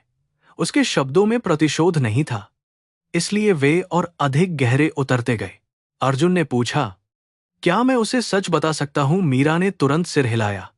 नहीं, वह बच्ची है, तुम्हारे पश्चाताप का पात्र नहीं। पिता होने का अधिकार रक्त से शुरू हो सकता है, पर विश्वास से सिद्ध होता है। उसने तुम्हें अभी एक दयालु अंकल की तरह जाना है। उसके जीवन में अचानक तूफान लाकर अपने अपराध को हल्का मत करना। अर्जुन ने पहली बार समझा कि अधिकार मांगा नहीं जाता, वर्षों की अनुपस्थिति उसे रिक्त कर देती है। वह केवल खड़ा रहा, जैसे न्याय सुन चुका अपराधी। सुबह होने तक काव्या की हालत स्थिर हो गई। अस्पताल की खिड़की से हल्की रोशनी भीतर आई। मीरा कुर्सी पर बैठे बैठे ऊँघ रही थी, पर उसका हाथ अब भी काव्या की उंगलियों में था। अर्जुन दरवाजे के पास बैठा पूरी रात जागता रहा। उसने मोबाइल उठाया, मां का नंबर देखा, फिर वापस रख दिया। अभी वह किसी को दोष देने से पहले स्वयं को देखना चाहता था। गंगा के शहर ने उसे बेटी दी थी, पर उसी क्षण उसके पुरुषत्व, पुत्रत्व और पति होने के सारे झूठ छीन लिए थे। जब काव्या ने आंखें खोलीं, उसने अर्जुन को देखा और हल्की मुस्कान दी। अंकल, आप रोए थे? अर्जुन ने चेहरा फेर लिया, पर बच्ची ने कमजोर हाथ उठाकर हवा में उसका नाम जैसे पकड़ लिया। मीरा ने कुछ नहीं कहा। उसके मौन ने अर्जुन को अनुमति भी नहीं दी, निषेध भी नहीं। वह धीरे से पास आया और काव्या के माथे से दूर ही हाथ जोड़कर बैठ गया। पहली बार उसने मन ही मन भगवान से कुछ मांगा, धन नहीं, विजय नहीं, बस इतना कि इस बच्ची की सांसें उसके कर्मों का बोझ न ढोएं। अस्पताल से लौटते समय बनारस की सुबह धुंधली थी, जैसे गंगा ने शहर पर सफेद आंचल डाल दिया हो। काव्या मीरा की गोद में सो रही थी। दवा के असर से उसका चेहरा शांत था, पर उसकी सांसें अभी भी अर्जुन को हर क्षण गिनने पर मजबूर कर रही थीं। कार में मौन फैला था। अर्जुन आगे बैठा, बार बार शीशे में पीछे देखता। उसे लगता वह पहली बार अपनी ही संतान को देख रहा है और उसी क्षण समझ रहा है कि पिता होना केवल जन्म का समाचार नहीं, अनुपस्थिति की सजा भी है। आश्रम पहुंचते ही महिलाएं और बच्चे काव्या के चारों ओर जमा हो गए। किसी ने उसके लिए हल्दी वाला दूध रखा, किसी ने भगवान के आगे दिया जलाया, किसी ने मीरा को बैठने को कहा। मीरा ने सबको आश्वस्त किया, फिर काव्या को छोटे कमरे में सुला दिया। अर्जुन दरवाजे पर खड़ा रहा। भीतर आने का अधिकार उसके कदमों को रोक रहा था। मीरा ने धीरे से पर्दा खींच दिया। उस हल्के कपड़े ने जैसे स्पष्ट कर दिया कि रक्त का सत्य जान लेने से जीवन की सारी देहरी अपने आप नहीं खुलती। कुछ देर बाद अर्जुन ने हिम्मत करके कहा, मैं डॉक्टरों से बात करूंगा। जयपुर या दिल्ली में सबसे अच्छे अस्पताल में इलाज होगा। खर्च, व्यवस्था, सब मेरी जिम्मेदारी होगी। मीरा ने उसकी ओर देखा। उसके चेहरे पर आभार की जगह सावधानी थी। काव्या कोई अधूरा व्यापार नहीं जिसे पैसे से पूरा कर दिया जाए। उसने कहा। अर्जुन चुप हो गया। वह सहायता देना चाहता था, पर हर वाक्य में उसका पुराना मालिकाना भाव अनजाने लौट आता। मीरा उसे पहचान लेती, क्योंकि उसने उसी भाव की छाया में वर्षों सांस ली थी। मैं उसका पिता हूं। अर्जुन के मुंह से आखिर निकल गया। यह वाक्य कहते ही उसकी आंखें भर आईं, पर मीरा की आंखों में पीड़ा और कठोर हो गई। पिता, उसने धीमे स्वर में दोहराया। पिता वह होता है जो जन्म से पहले मां की धड़कन का डर सुनता है, जन्म के बाद बुखार में रात काटता है और समाज के प्रश्नों के सामने बच्चे के नाम की ढाल बनता है। तुम रक्त से पिता हो सकते हो, अर्जुन जी, पर जीवन ने अभी तुम्हें यह अधिकार नहीं दिया कि तुम यह शब्द इतनी सहजता से बोलो। बाबा विश्वनाथ प्रसाद बरामदे के कोने में बैठकर यह सब सुन रहे थे। उन्होंने बीच में हस्तक्षेप नहीं किया, पर उनकी आंखें अर्जुन की झुकी पीठ पर ठहर गईं।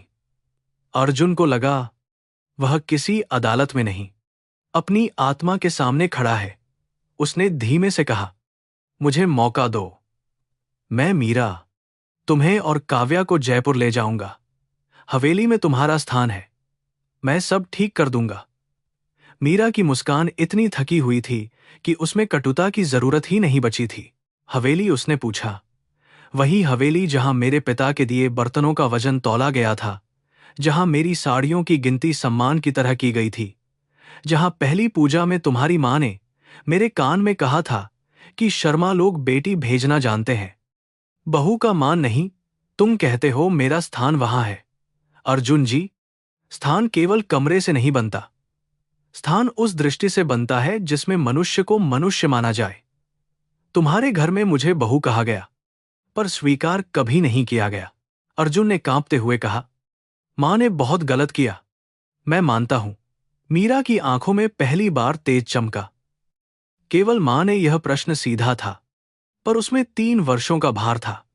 जब उन्होंने मेरे मायके की गरीबी पर ताने दिए, तुमने कहा, सह लो। जब उन्होंने हर पूर्णिमा पर पोते की पूजा करवाई और मेरे खाली आंचल को दोष दिया, तुमने कहा, समय के साथ सब ठीक होगा। जब डॉक्टर के पास जाने की बात उठी, तो जांच पहले मेरी हुई, तुम्हारी नहीं। तुम वहां थे। अर्जुन, तुम्हारा मौन भी उसी घर की दीवार था। उसने चेहरा फेर लिया। उसे वे सारे दृश्य लौटते दिखाई दिए जिन्हें उसने सुविधा से धुंधला कर दिया था। मीरा रसोई में अकेली खड़ी रो रही है। मां रिश्तेदारों के सामने कह रही हैं कि बहू की किस्मत में मातृत्व नहीं। अर्जुन व्यस्त होने का बहाना बनाकर कमरे से निकल रहा है। उसने तब स्वयं को समझाया था कि घर की शांति के लिए चुप रहना बुद्धिमानी है। आज समझ आया कि अन्याय के सामने चुप्पी शांति नहीं, अपराध की साझेदारी होती है। उसके भीतर पश्चाताप की पहली सच्ची आग जलने लगी। मीरा ने धीरे धीरे बोलना जारी रखा, जैसे लंबे समय से दबे शब्द अब अपना क्रम पा रहे हों। तलाक से कुछ दिन पहले मुझे लगातार चक्कर आते थे। सुबह उल्टी होती थी। मैं डरती थी, पर भीतर कहीं आशा भी थी। मैं तुम्हें बताना चाहती थी, पर घर में तब हर चर्चा मेरा दोष सिद्ध करने में लगी थी। तुम्हारी माँ कहती थी कि नंदिनी जैसी लड़की घर में आए तो वंश बचेगा। तुमने उस बात का विरोध नहीं किया। शायद तुम्हें याद भी नहीं, पर स्त्री हर वह वाक्य याद रखती है जिसमें उसका घर उससे छीन लिया जाता है। अर्जुन ने फुसफुसाकर कहा, मुझे नंदिनी से विवाह नहीं करना था। मीरा ने सिर हिलाया, पर मुझे बचाना भी नहीं था। दोनों बातों में फर्क है। कमरे के बाहर काव्या नींद में हल्का सा खांसी। मीरा तुरंत उठी, भीतर गई, उसके सिर पर हाथ फेरा, पानी की कटोरी ठीक की, फिर लौटकर बैठी। अर्जुन उस छोटे से दृश्य को देखता रहा। उसे लगा, मीरा हर क्षण मां है, और वह हर क्षण देर से पहुंचा हुआ आदमी। उसे पहली बार अपने पछतावे से घृणा हुई, क्योंकि वह भी स्वयं पर केंद्रित था।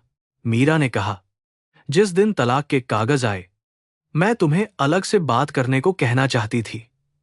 मुझे लगा था शायद मैं कह दूं कि शरीर में कुछ बदल रहा है, शायद हमारा बच्चा हो, लेकिन तुम्हारी मां ने सबके सामने कहा कि मैं भावुक नाटक करूंगी। वकील बैठा था, रिश्तेदार बैठे थे, और तुमने मेरी आंखों में देखे बिना कलम मेरी ओर बढ़ा दी। उस क्षण मुझे समझ आ गया कि उस घर में मेरी बात से अधिक कागज की स्याही का मूल्य है। अर्जुन ने दोनों हाथों से सिर पकड़ लिया। तलाक का वह कमरा अब उसकी स्मृति में पूरी क्रूरता से जाग उठा था। चांदी की ट्रे में चाय रखी थी, पर किसी ने नहीं पी थी। सावित्री देवी की आवाज स्थिर थी। वकील के पन्ने व्यवस्थित थे। राघव चुप थे, और मीरा के हाथ ठंडे। उसने सचमुच कलम उसकी ओर बढ़ाई थी। तब उसे लगा था, यह कठिन पर आवश्यक निर्णय है। आज वही क्षण उसे जीवन का सबसे कायर निर्णय लगा।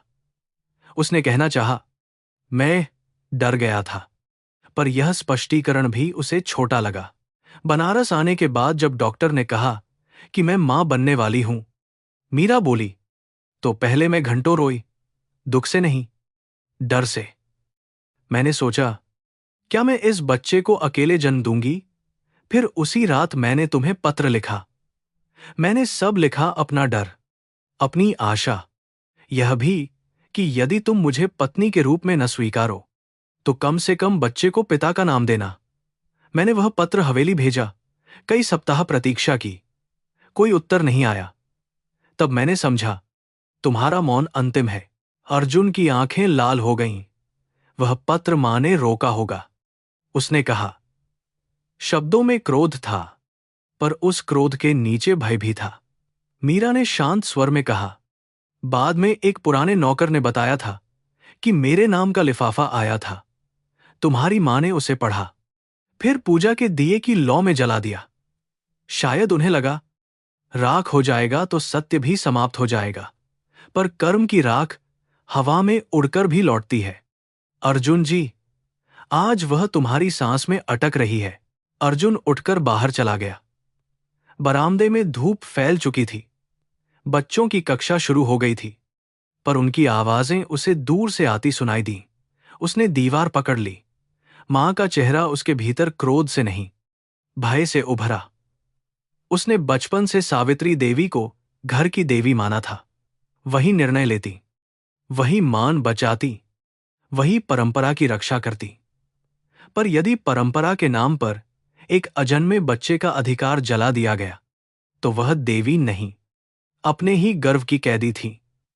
और वह उनका आज्ञाकारी पुत्र नहीं, अपराध का उत्तराधिकारी था। बाबा उसके पास आए। सत्य सुनकर आदमी अक्सर किसी और को दोष देना चाहता है। उन्होंने कहा, यह स्वाभाविक है, पर अधूरा है। जिसने पत्र जलाया, उसका पाप उसका है। जिसने कभी पत्र आने की संभावना भी न सोची, उसका कर्म अलग है। बेटा, तुम्हें दोनों को अलग अलग देखना होगा। अर्जुन ने बाबा की ओर देखा। उसकी आंखों से आंसू बह रहे थे। मैं क्या करूं? बाबा ने उत्तर दिया, पहले यह मत पूछो कि तुम्हें क्या मिलेगा, पूछो कि तुम्हें क्या लौटाना है, और जो लौट ना सके उसके सामने कैसे झुकना है। भीतर से काव्या की आवाज आई, मां, अंकल कहाँ हैं? अर्जुन का हृदय फिर कांप गया। मीरा ने उसे बाहर आने दिया। काव्या दरवाजे पर बैठी थी। बालों में तेल लगा, माथे पर छोटी बिंदी, हाथ में दवा का गिलास। उसने अर्जुन को देखा और मुस्कुराकर पूछा, अंकल, आप उदास हैं? अर्जुन घुटनों के बल बैठ गया। वह कहना चाहता था, बेटी, मैं तुम्हारा पिता हूं, पर मीरा की चेतावनी उसके भीतर गूंज उठी। उसने केवल कहा, नहीं, बस थोड़ी थकान है। काव्या ने भोलेपन से अपना आधा बिस्कुट उसे दे दिया।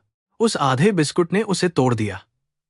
एक बच्ची, जिसे उसने नाम नहीं दिया, जिसके बुखार में वह अनुपस्थित रहा, जिसके जन्म पर वह नहीं था, वही बच्ची अपने छोटे हिस्से से उसे सांत्वना दे रही थी।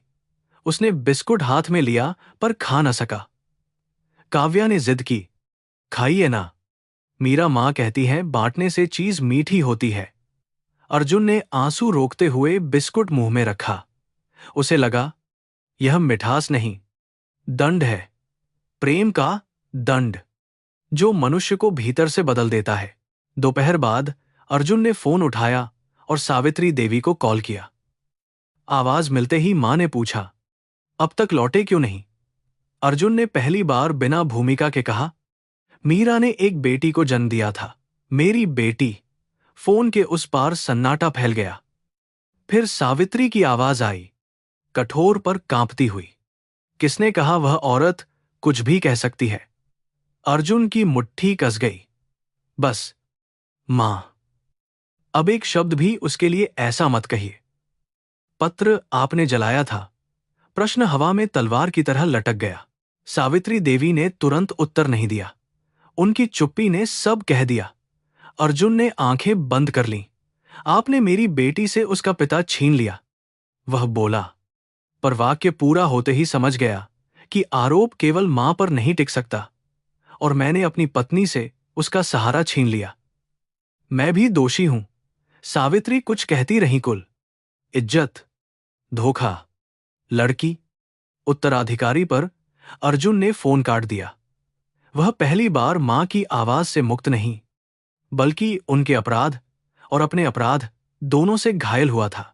शाम को उसने मीरा से कहा कि वह काव्या का नाम अपने दस्तावेजों में जोड़ना चाहता है। मीरा ने तुरंत मना नहीं किया, पर बोली, यह निर्णय तुम्हारी अधीरता से नहीं होगा। काव्या का जीवन अदालत के पन्नों से अधिक संवेदनशील है। उसे यह जानने का अधिकार है, पर उस उम्र में जब वह टूटे नहीं, और उससे पहले तुम्हें उसे यह दिखाना होगा कि तुम आने जाने वाले मेहमान नहीं हो। अर्जुन ने सिर झुका दिया। मैं रहूंगा, उसने कहा। मीरा ने पूछा, कितने दिन? पछतावे के दिन या जिम्मेदारी की उम्र भर? अर्जुन के पास फिर कोई आसान उत्तर नहीं था। उसने केवल इतना कहा, मैं सीखना चाहता हूं।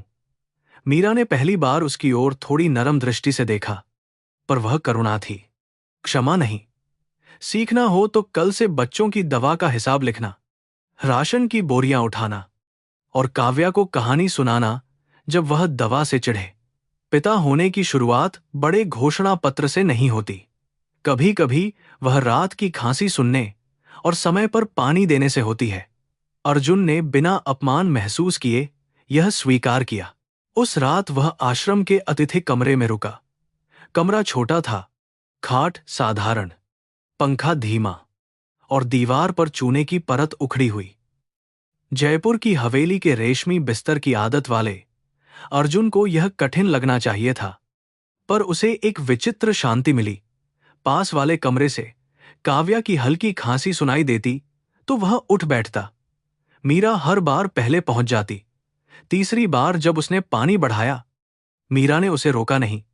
यह छोटी अनुमति उसके लिए किसी बड़े पुरस्कार जैसी थी। भोर से पहले काव्या जाग गई और बोली कि उसे कहानी चाहिए। मीरा थकी हुई थी, इसलिए अर्जुन दरवाजे पर आकर बैठा। उसने महाभारत का अर्जुन सुनाना शुरू किया, पर बीच में ही रुक गया। काव्या ने पूछा, फिर अर्जुन ने क्या किया? उसने बहुत धीरे कहा, वह बहुत बड़ा योद्धा था, पर कभी कभी उसे भी समझ नहीं आता था कि सही क्या है। तब उसे सीखना पड़ा कि धनुष चलाने से पहले दिल को सीधा करना जरूरी है। काव्या ने आधी नींद में कहा, आप अच्छे अंकल हैं। अर्जुन की आंखें फिर भर आईं। सुबह मीरा ने उसे चाय दी। दोनों बरामदे में बैठे रहे। सूरज की पहली किरण तुलसी पर पड़ी। अर्जुन ने कहा, मैं तुम्हें वापस चलने को मजबूर नहीं करूंगा। यह कहते हुए उसके भीतर कुछ टूटकर शांत हुआ। मैंने तुम्हें खोया क्योंकि मैंने तुम्हें वस्तु समझा जिसे घर लाया और घर से हटाया जा सकता है। अब यदि कभी तुम्हारे जीवन में मेरे लिए कोई स्थान बने तो वह तुम्हारी इच्छा से होगा, मेरी आवश्यकता से नहीं। मीरा ने लंबे मौन के बाद कहा, यह पहली बात है जो तुमने पति की तरह नहीं, मनुष्य की तरह कही है। आंगन में काव्या धीरे धीरे चलती आई। उसने अर्जुन का हाथ पकड़ा और बोली, अंकल, आज दिए में बाती लगाएंगे। अर्जुन ने उसकी छोटी उंगलियों को देखा। वह जानता था कि यह बच्ची अभी उसे पिता नहीं कहेगी और शायद यह दंड उचित था। मीरा दरवाजे से उन्हें देख रही थी। अर्जुन ने काव्या से कहा, हां, लेकिन धीरे से, जोर से दबाएंगे तो टूट जाएगा। काव्या हंस पड़ी। मीरा की आंखों में नमी आई, पर उसने चेहरा फेर लिया। कुछ संबंध उसी क्षण नहीं जुड़ते, वे पश्चाताप, धैर्य और सत्य की लौ से धीरे धीरे पकते हैं। जयपुर की हवेली में उस सुबह हवा भारी थी, जैसे किसी ने पुराने आंगन पर अदृश्य राख बिखेर दी हो। सावित्री देवी पूजा घर में बैठी थीं, पर मंत्र उनके होंठों से निकलकर लौट आते थे। अर्जुन के फोन के बाद से उन्होंने न ठीक से भोजन किया था, न किसी से बात। सामने चांदी की थाली में जलता दीपक कांप रहा था और उन्हें बार बार उस पत्र की लौ याद आ रही थी जिसे उन्होंने 3 वर्ष पहले अपने ही हाथों से जलाया था। राख उड़ गई थी, पर गंध अब भी उनके भीतर अटकी थी। राघव मल्होत्रा ने उस दिन पहली बार पत्नी को पूजा से खींचकर जीवन के सामने खड़ा किया। उनकी आवाज कमजोर थी, पर उसमें वर्षों की चुप्पी टूटने की कठोरता थी। तुमने पत्र जलाया? उन्होंने पूछा। सावित्री ने आंखें फेर लीं। घर की इज्जत बचाई थी, वह बोली, पर शब्दों में अब वह पुरानी विजय नहीं थी। राघव हंसे नहीं, पर उनका चेहरा किसी टूटे हुए पिता जैसा हो गया। इज्जत, उन्होंने कहा, जिस घर में अजन्मे बच्चे की खबर जलाई जाए वहां कुल नहीं बचता, केवल पाप बचता है। सावित्री देवी ने अपनी चूड़ियों को कसकर पकड़ा। उन्हें लगा जैसे सारी हवेली उनके विरुद्ध हो गई है। दीवारें, दिए, पूर्वजों के चित्र और वह नीम का पेड़ जिसके नीचे मीरा कभी तुलसी की माला सुखाती थी। उन्होंने स्वयं को समझाया कि मीरा गरीब घर की लड़की थी, चालाक भी हो सकती थी, शायद बच्ची का नाम लेकर संपत्ति चाहती हो। पर उसी क्षण अर्जुन ने भेजी एक तस्वीर उनके फोन पर चमकी। छोटी काव्या सफेद फ्रॉक में थी, आंखें बिल्कुल अर्जुन जैसी, भौहों में वही जिद, मुस्कान में वही बचपन। तस्वीर देखते ही सावित्री का हाथ कांप गया। उन्हें अर्जुन का बचपन याद आ गया, जब वह बीमार होकर उनकी गोद में सिर रखता था और ठीक उसी तरह होंठ सिकोड़ता था। उन्होंने फोन बंद करना चाहा, पर उंगलियां स्क्रीन पर ठहर गईं। बच्ची लड़की थी, वह पोता नहीं जिसकी कल्पना में उन्होंने कितनी स्त्रियों को तौला था। फिर भी उस चेहरे में रक्त की पुकार थी। सावित्री देवी ने भीतर उठती ममता को तुरंत दबाया। लड़की है, उन्होंने जैसे स्वयं से कहा। वंश कैसे चलेगा? पर आवाज खोखली थी। राघव ने तस्वीर देखी तो उनकी आंखें भर आईं। उन्होंने कांपते हाथों से फोन माथे से लगाया। मेरी पोती, वह बुदबुदाए। सावित्री ने झूं जलाकर कहा, इतनी जल्दी विश्वास मत करिए। राघव ने पहली बार तेज होकर उत्तर दिया, विश्वास चेहरे पर नहीं, हमारे अपराध पर है। मीरा झूठ बोलने वाली नहीं थी।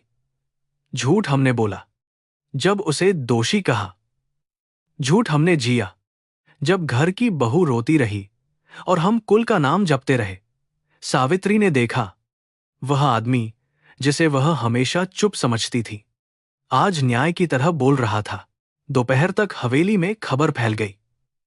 रिश्तेदारों के फोन आने लगे, कोई जिज्ञासा से, कोई ताने से, कोई संपत्ति की चिंता से। नंदिनी के पिता ने भी संदेश भेजा कि अर्जुन को ऐसे उलझे अतीत से बचना चाहिए। सावित्री देवी ने फोन पटक दिया, पर उनके भीतर विचित्र थकान थी। 3 वर्षों तक उन्होंने सोचा था कि मीरा चली गई तो समस्या समाप्त हो गई। अब उन्हें समझ आ रहा था कि स्त्रियां घर से निकलती हैं, पर उनके साथ किया गया अन्याय घर की नींव में रह जाता है और एक दिन दीवारों को चटका देता है। शाम को अर्जुन का दूसरा फोन आया। उसकी आवाज पहले जैसी नहीं थी। उसमें आदेश नहीं, विनती थी। मां, आपको बनारस आना होगा, उसने कहा। सावित्री ने तुरंत मना किया। मैं उस औरत के सामने सिर नहीं झुकाऊंगी। उधर से लंबा मौन आया। फिर अर्जुन बोला, तो कम से कम अपनी पोती को देख लीजिए, और यदि वह भी कठिन है तो उस राख को देख लीजिए जो आपने पत्र जलाकर मेरे जीवन में भर दी। यह कहकर उसने फोन काट दिया। सावित्री के हाथ से माला गिर पड़ी। रात भर सावित्री को नींद नहीं आई। उन्हें मीरा की विदाई याद आई। जब वह चौखट पर झुकी थी और सावित्री ने आशीर्वाद देने के बजाय कहा था कि मायके जाकर नाटक न करे, उन्हें वह दिन याद आया जब मीरा ने चुपचाप रसोई में उल्टी की थी और उन्होंने ताना दिया था कि बहुएं काम से बचने के बहाने खोजती हैं। क्या वह गर्भ का संकेत था? यह विचार आते ही उनका सीना कस गया। पाप कभी अचानक नहीं बनता। वह छोटे छोटे निर्दयी वाक्यों से धीरे धीरे आकार लेता है। अगली सुबह राघव ने कहा कि वह बनारस जाएंगे, चाहे सावित्री साथ आए या नहीं। उनकी तबीयत यात्रा योग्य नहीं थी, पर उनके स्वर में अंतिम आग्रह था। सावित्री ने पति को देखा। वर्षों तक उन्होंने घर को अपने निर्णयों से चलाया था, पर आज घर का सबसे बीमार आदमी सबसे जीवित निकला। वह बोली, मैं चलूंगी, पर अपमान सहने नहीं। राघव ने थके स्वर में कहा, हम अपमान लेने नहीं, अपना दिया हुआ अपमान लौटाने जा रहे हैं। यह वाक्य सावित्री को तीर की तरह लगा, पर उन्होंने उत्तर नहीं दिया। बनारस पहुंचते समय सावित्री देवी ने रेशमी साड़ी, मोतियों का हार और माथे पर गाढ़ी बिंदी पहनी थी, मानो वैभव को कवच बनाकर जा रही हों। पर स्टेशन की भीड़, गंगा की नमी और गलियों की सादगी ने उनके आभूषणों को अचानक भारी बना दिया। अर्जुन उन्हें लेने आया। उसके चेहरे पर अनिद्रा, पश्चाताप और थकान की रेखाएं थीं। सावित्री ने पहली बार बेटे को सचमुच अकेला देखा। वह पूछना चाहती थी कि बच्ची कैसी है, पर गर्व ने प्रश्न को गले में रोक दिया। आश्रम के बाहर पहुंचकर सावित्री ठिठक गईं। उन्होंने किसी भव्य स्थान की कल्पना नहीं की थी, पर यह छोटा आंगन, नीली दीवारें, बच्चों की चप्पलें, कपड़ों की रस्सी और भीतर से आती पाठशाला की आवाज उन्हें विचलित कर रही थी। क्या मीरा सचमुच यहां रहती है? वही लड़की जिसे उन्होंने हवेली के योग्य नहीं माना था, इतने लोगों का सहारा कैसे बन गई? भीतर प्रवेश करते ही कुछ बच्चों ने उन्हें नमस्ते किया। सावित्री ने यंत्रवत सिर हिलाया, पर उनके मन में पहली बार प्रश्न उठा कि मान किसे कहते हैं? मीरा रसोई के पास बैठी एक गर्भवती स्त्री की नाड़ी देख रही थी। स्त्री के चेहरे पर चोट के पुराने निशान थे। मीरा उसे समझा रही थी कि दवा समय पर ले, और डर लगे तो रात में भी दरवाजा खटखटा दे। सावित्री ने यह दृश्य देखा तो उनके होंठ सिकुड़ गए, पर आंखें ठहर गईं। मीरा ने उन्हें देखा। वह उठी, नमस्कार किया, पर पैर छूने नहीं झुकी। सावित्री को यह छोटा परिवर्तन भीतर तक लगा। कभी यह बहू उनकी चप्पलें सीधी करती थी, आज वह सम्मान देती थी, पर आत्मा नहीं झुकाती थी। अर्जुन ने धीमे से कहा, मां, यह मीरा है। सावित्री ने कटुता छिपाने की कोशिश में कहा, मैं पहचानती हूं। मीरा ने शांत स्वर में उत्तर दिया, मैं भी। 2 शब्द, पर उनमें 3 वर्षों का अंधेरा था। राघव, जो कुर्सी पर बैठे थे, आंखों में आंसू लिए उठने लगे। मीरा तुरंत आगे बढ़ी और उन्हें बैठा दिया। आपकी तबीयत ठीक नहीं, उसने कहा। राघव ने कांपते हाथ जोड़े। बेटी, मुझे क्षमा कर दो, मैं तुम्हें बचा नहीं पाया। मीरा की पलकों पर नमी आई, पर उसने केवल उनका हाथ थाम लिया। सावित्री ने देखा कि मीरा ने राघव को पानी दिया, दवा का समय पूछा और बिना किसी कटुता के उनके लिए तकिया ठीक किया। यह व्यवहार उनके भीतर असह्य बेचैनी भर रहा था। यदि मीरा क्रोधित होती, ताने देती, तो सावित्री अपनी रक्षा कर सकती थी, पर यह शांति उन्हें निरस्त्र कर रही थी। तभी वही घायल गर्भवती स्त्री मीरा के पास आई और बोली, दीदी, मांझी को बताइए ना, आपने मुझे कैसे बचाया था। मीरा ने उसे रोकना चाहा, पर स्त्री ने सावित्री की ओर मुड़कर अपनी कथा कहनी शुरू कर दी। उस स्त्री का नाम सुहानी था। उसने बताया कि पति और सास ने दहेज के लिए उसे जलाने की कोशिश की थी। वह गर्भ में बच्चा लिए भागी, सड़क पर बेहोश हुई और मीरा उसे अस्पताल ले गई। कई रात उसने स्वयं जागकर सुहानी की पट्टियां बदलीं। दीदी ने कहा था। सुहानी बोली, बहू, घर की वस्तु नहीं, किसी मां की बेटी होती है। यह सुनते ही सावित्री का चेहरा पीला पड़ गया। यह वाक्य उनके सामने आईना बनकर खड़ा था। उन्होंने कितनी बार मीरा को बेटी नहीं, घर की असफल वस्तु माना था। काव्या उस समय भीतर से दौड़ती आई। उसने हल्की गुलाबी फ्रॉक पहनी थी, बालों में 2 छोटी चोटियां थीं। वह पहले अर्जुन से लिपटी, फिर मीरा के पीछे छिपकर सावित्री को देखने लगी। सावित्री की सांस रुक गई। तस्वीर से कहीं अधिक जीवित, कहीं अधिक चुभती हुई थी यह बच्ची। उसकी आंखों में अर्जुन का बचपन था, पर उसकी पकड़ मीरा की साड़ी पर थी। अर्जुन घुटनों के बल बैठा और बोला, काव्या, ये जयपुर से आई है। बच्ची ने पूछा, क्या ये आपकी मम्मी है? अंकल। अर्जुन के चेहरे पर पीड़ा दौड़ गई। मीरा ने काव्या के कंधे पर हाथ रखा। सावित्री ने पहली बार बच्ची की आवाज सुनी। उसमें कोई आरोप नहीं था, केवल जिज्ञासा थी। काव्या धीरे धीरे आगे आई। उसने सावित्री की चमकती चूड़ियों को देखा, फिर उनके चेहरे को। आप रो रही हैं? उसने पूछा। सावित्री ने महसूस किया कि सचमुच उनकी आंखें भीग रही हैं। उन्होंने तुरंत पल्लू से आंसू छिपाए। नहीं, वह बोलीं। आंख में धूल चली गई। काव्या ने मासूमियत से कहा, मीरा मां फूंक मार देंगी तो ठीक हो जाएगा। यह सुनकर आंगन में खामोशी फैल गई। सावित्री ने मीरा की ओर देखा।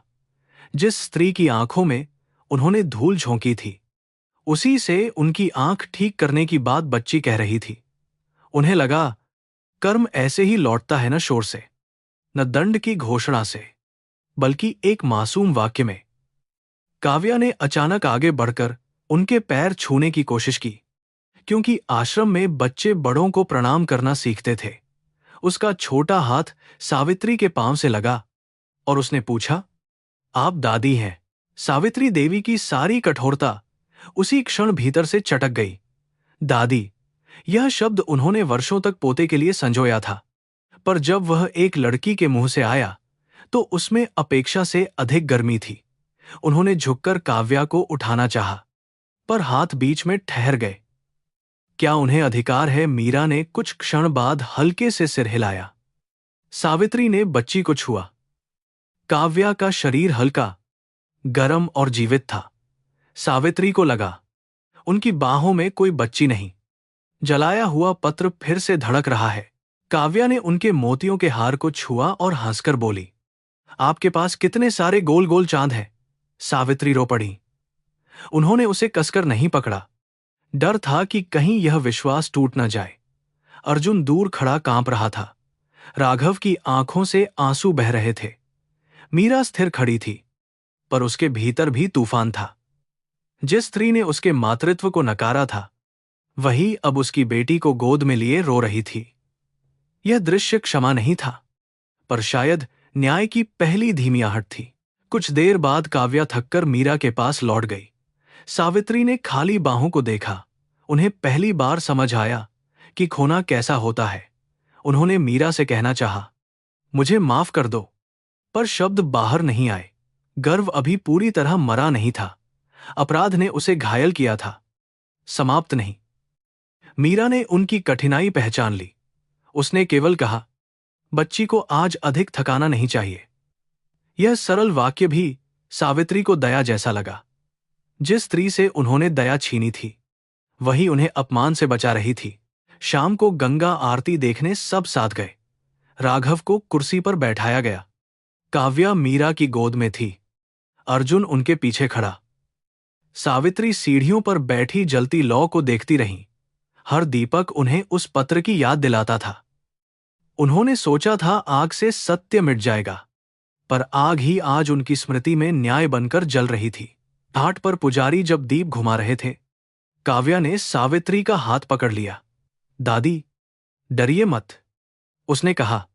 आग पूजा की है। सावित्री भीतर से कांप उठी। आरती के बाद मीरा ने एक छोटा दीप गंगा में बहाया। काव्या ने अर्जुन से कहा कि वह भी दीप छोड़े। सावित्री ने देखा, अर्जुन बच्ची के साथ घुटनों के बल बैठा है, पर उसे पिता कहने की मांग नहीं कर रहा। यह परिवर्तन उन्हें अजनबी लगा। उनका बेटा, जो कभी अधिकार से बोलता था, आज प्रतीक्षा सीख रहा था। उन्होंने मीरा को देखा, जो गंगा की ओर निहार रही थी। उसके चेहरे पर थकान थी, पर पराजय नहीं। सावित्री के मन में पहली बार स्पष्ट हुआ कि उन्होंने बहू नहीं खोई थी, उन्होंने अपने घर की आत्मा खोई थी। रात को आश्रम लौटकर सबने साधारण भोजन किया। सावित्री ने फर्श पर बैठने में संकोच किया, पर काव्या ने उनकी साड़ी खींचकर जगह बना दी। यहां सब ऐसे खाते हैं, उसने कहा। सावित्री बैठ गईं। खिचड़ी का पहला कौर उनके गले में अटक गया। उन्हें हवेली की चांदी की थालियां याद आईं और मीरा का ठंडा भोजन। भोजन के बाद उन्होंने धीरे से अपनी सोने की चूड़ी उतारी और मेज पर रख दी। मीरा ने पूछा, यह क्यों? सावित्री बोली, दान समझकर मत लीजिए। शायद यह पहली किश्त है, उस क्षण की जो मैं कभी चुका नहीं पाऊंगी। मीरा ने चूड़ी उठाई नहीं।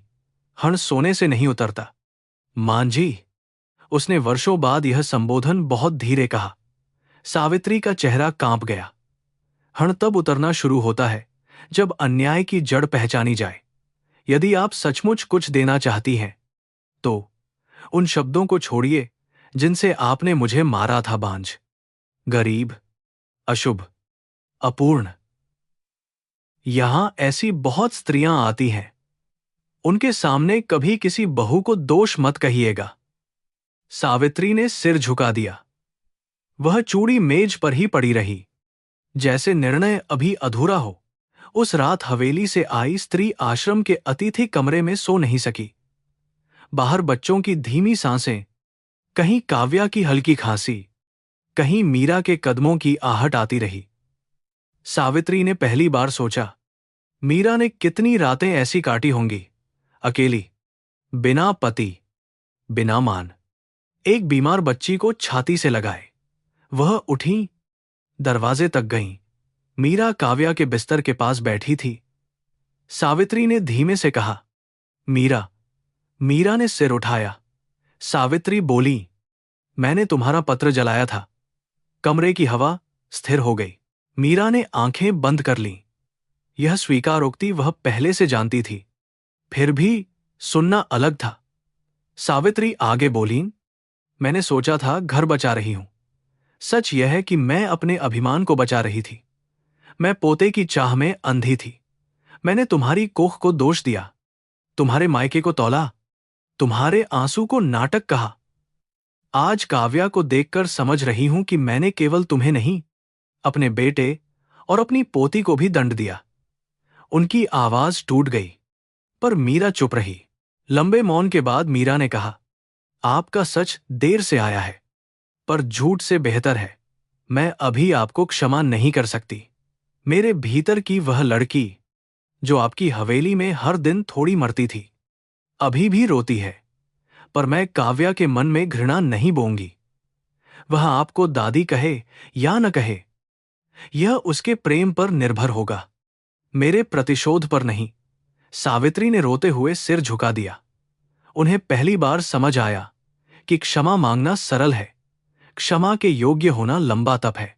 सुबह जब सूरज निकला, काव्या ने सावित्री को ढूंढा।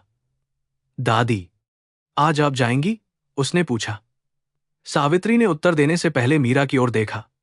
अभी नहीं, उन्होंने कहा। यदि मीरा मां अनुमति दे, तो मैं थोड़ी देर और रहूंगी। काव्या खुश होकर ताली बजाने लगी।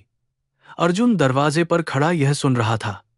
उसे लगा, घर लौटना शायद किसी को वापस ले जाने से नहीं, अपने भीतर के अंधेरे को पहचानने से शुरू होता है।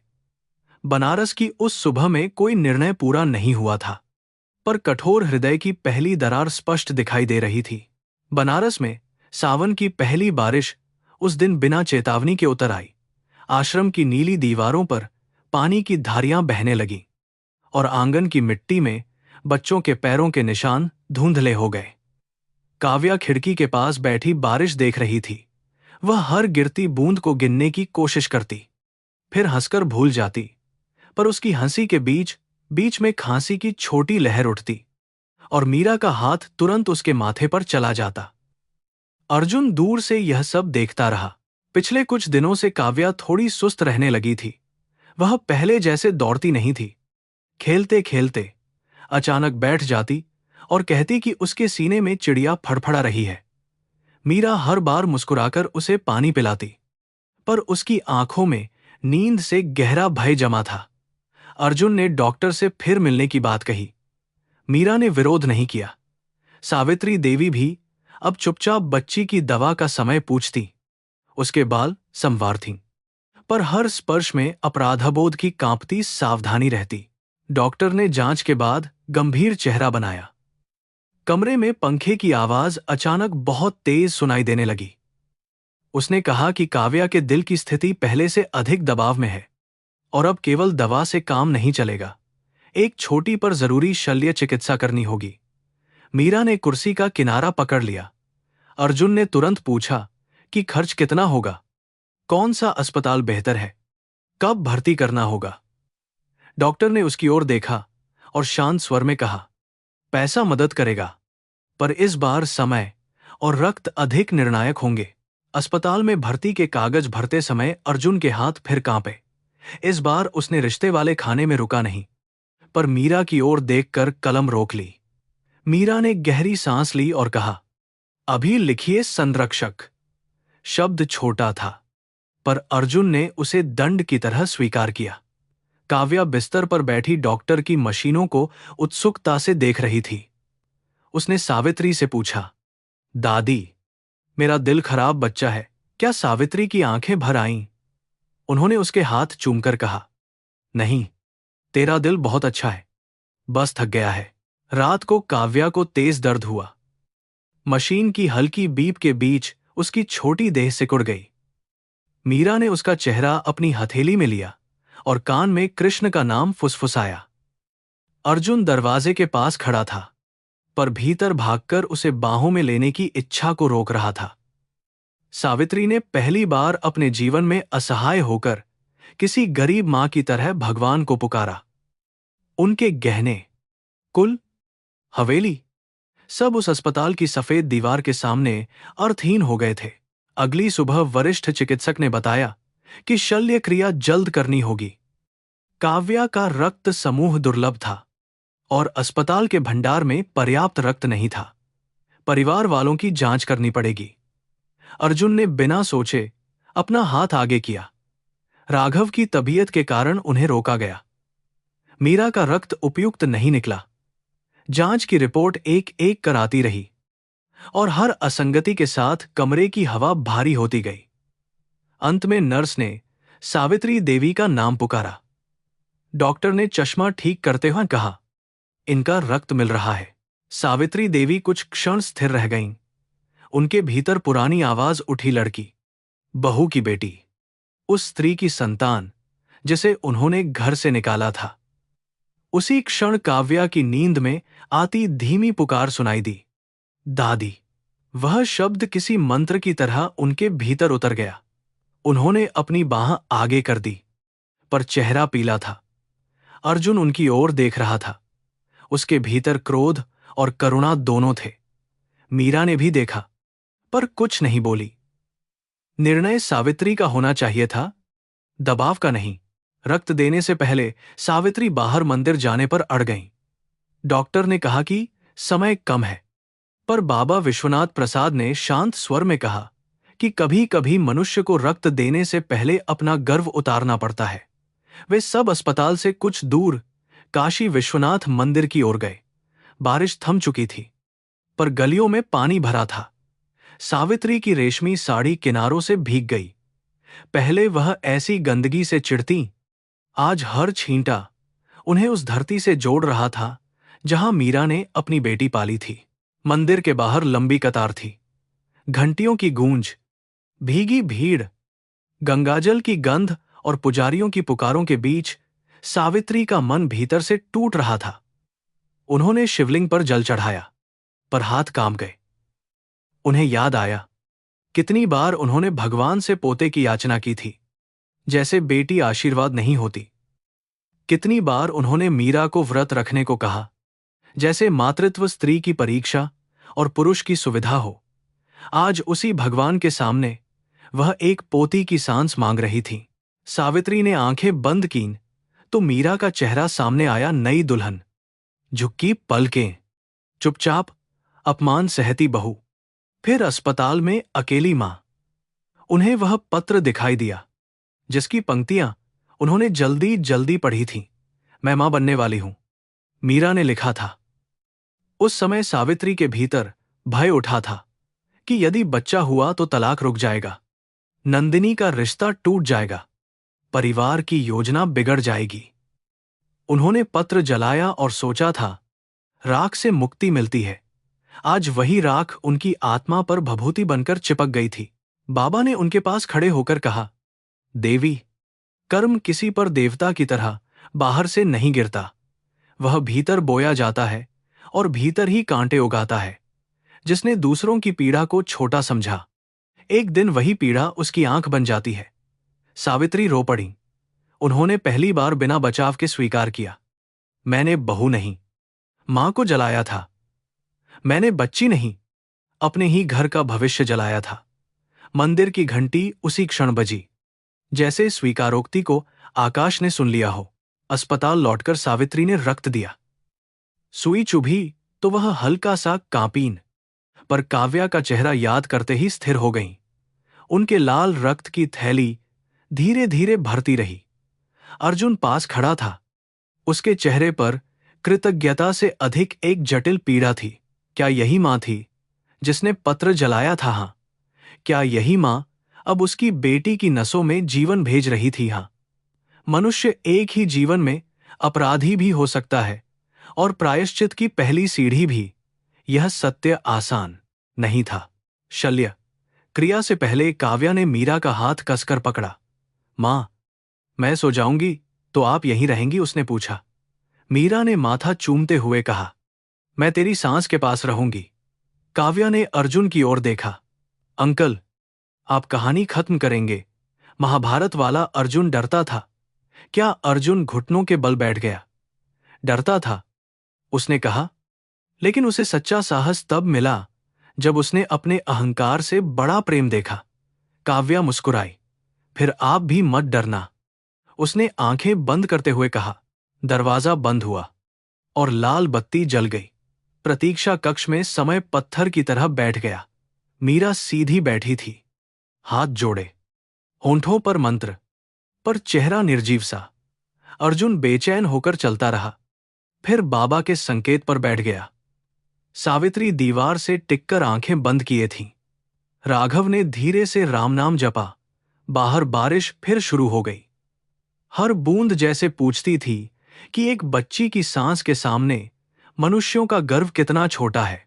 पहला घंटा बीता तो अर्जुन ने पानी का गिलास मीरा की ओर बढ़ाया। उसने लिया नहीं।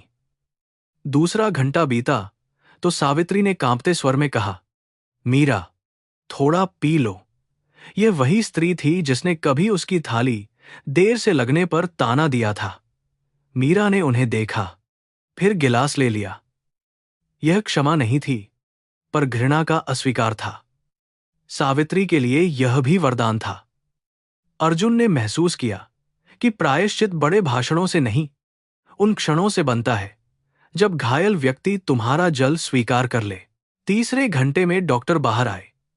उनकी टोपी भीगी नहीं थी, पर माथे पर पसीना था। सब एक साथ उठ खड़े हुए। डॉक्टर ने कहा, शल्य क्रिया सफल रही। अगले 24 घंटे निगरानी जरूरी है, पर अभी खतरा टल गया है। मीरा ने पहले कुछ नहीं सुना, फिर शब्दों का अर्थ उसके भीतर पहुंचा। उसके होंठ कांपे, आंखें ऊपर उठीं और वह कुर्सी पर बैठते बैठते जमीन पर गिर पड़ी। अर्जुन ने झट उसे संभाला। उसकी देह बहुत हल्की थी, जैसे वर्षों की थकान ने मांस से अधिक आंसू खाए हों। मीरा को दूसरे कमरे में ले जाया गया। डॉक्टर ने कहा कि तनाव, भूख, नींद की कमी और लंबे श्रम ने उसे कमजोर कर दिया है। अर्जुन उसके बिस्तर के पास खड़ा रहा। यह वही स्त्री थी जिसे उसने कभी कमजोर कहा था। अब उसे समझ आया कि पहाड़ भी टूटते नहीं, भीतर से चूर्ण हो जाते हैं यदि उन पर हर दिन मौन बोझ रखा जाए। मीरा की बंद पलकों के नीचे नीली नसें दिख रही थीं। उसकी हथेली में अब भी काव्या की छोटी उंगलियों का दबाव जैसे स्मृति बनकर अटका था। सावित्री दरवाजे पर खड़ी रो रही थी। उन्होंने धीरे से कहा, यह सब मेरी वजह से हुआ। अर्जुन ने मां की ओर देखा। पहले वह इस वाक्य पर क्रोध से भर जाता, पर अब उसमें केवल थकान थी। हम सबकी वजह से, उसने कहा। आपने अन्याय किया, मैंने उसे होने दिया। पिता चुप रहे। समाज ने सवाल गलत पूछे। मीरा अकेली नहीं टूटी, हमने मिलकर उसे तोड़ा। अब हमें मिलकर उसे आराम देना होगा, बिना यह मांगे कि वह हमें तुरंत स्वीकार करे। सावित्री ने सिर झुका लिया। काव्या को जब होश आया, वह कमजोर थी, पर जीवित मुस्कान उसके चेहरे पर लौट आई। मीरा अभी विश्राम में थी, इसलिए अर्जुन शीशे के पार खड़ा रहा। नर्स ने उसे कुछ क्षण भीतर आने दिया। उसने धीरे से काव्या के माथे के पास बैठकर कहा, तुम जीत गईं। काव्या ने उनींदी आंखों से पूछा, दिया बुझा तो नहीं? अर्जुन ने आंखें पोंछीं। नहीं। उसने कहा, इस बार बहुत लोगों ने मिलकर उसे बचाया। काव्या ने फुसफुसाया, मीरा मां को बताना, मैं बहादुर हूं। अर्जुन का हृदय भर आया। मीरा देर शाम जागी। उसे सबसे पहले काव्या के बारे में पूछा। अर्जुन ने कहा कि वह सुरक्षित है। मीरा की आंखें बंद हो गईं और दो आंसू कानों की ओर बह गए। अर्जुन उसके बिस्तर के पास घुटनों के बल बैठ गया। उसने उसका हाथ पकड़ने की कोशिश नहीं की। मीरा, उसने धीमे से कहा, मैं आज तुम्हें वापस चलने को नहीं कहूंगा। मैं तुम्हारी क्षमा मांगकर तुम्हें बोझ भी नहीं दूंगा। मैं सिर्फ यह कहता हूं कि जहां तुम्हें मेरी जिम्मेदारी चाहिए, मैं वहां रहूंगा। जहां मेरी उपस्थिति चोट दे, वहां दूर खड़ा रहूंगा। मीरा ने कमजोर दृष्टि से उसे देखा।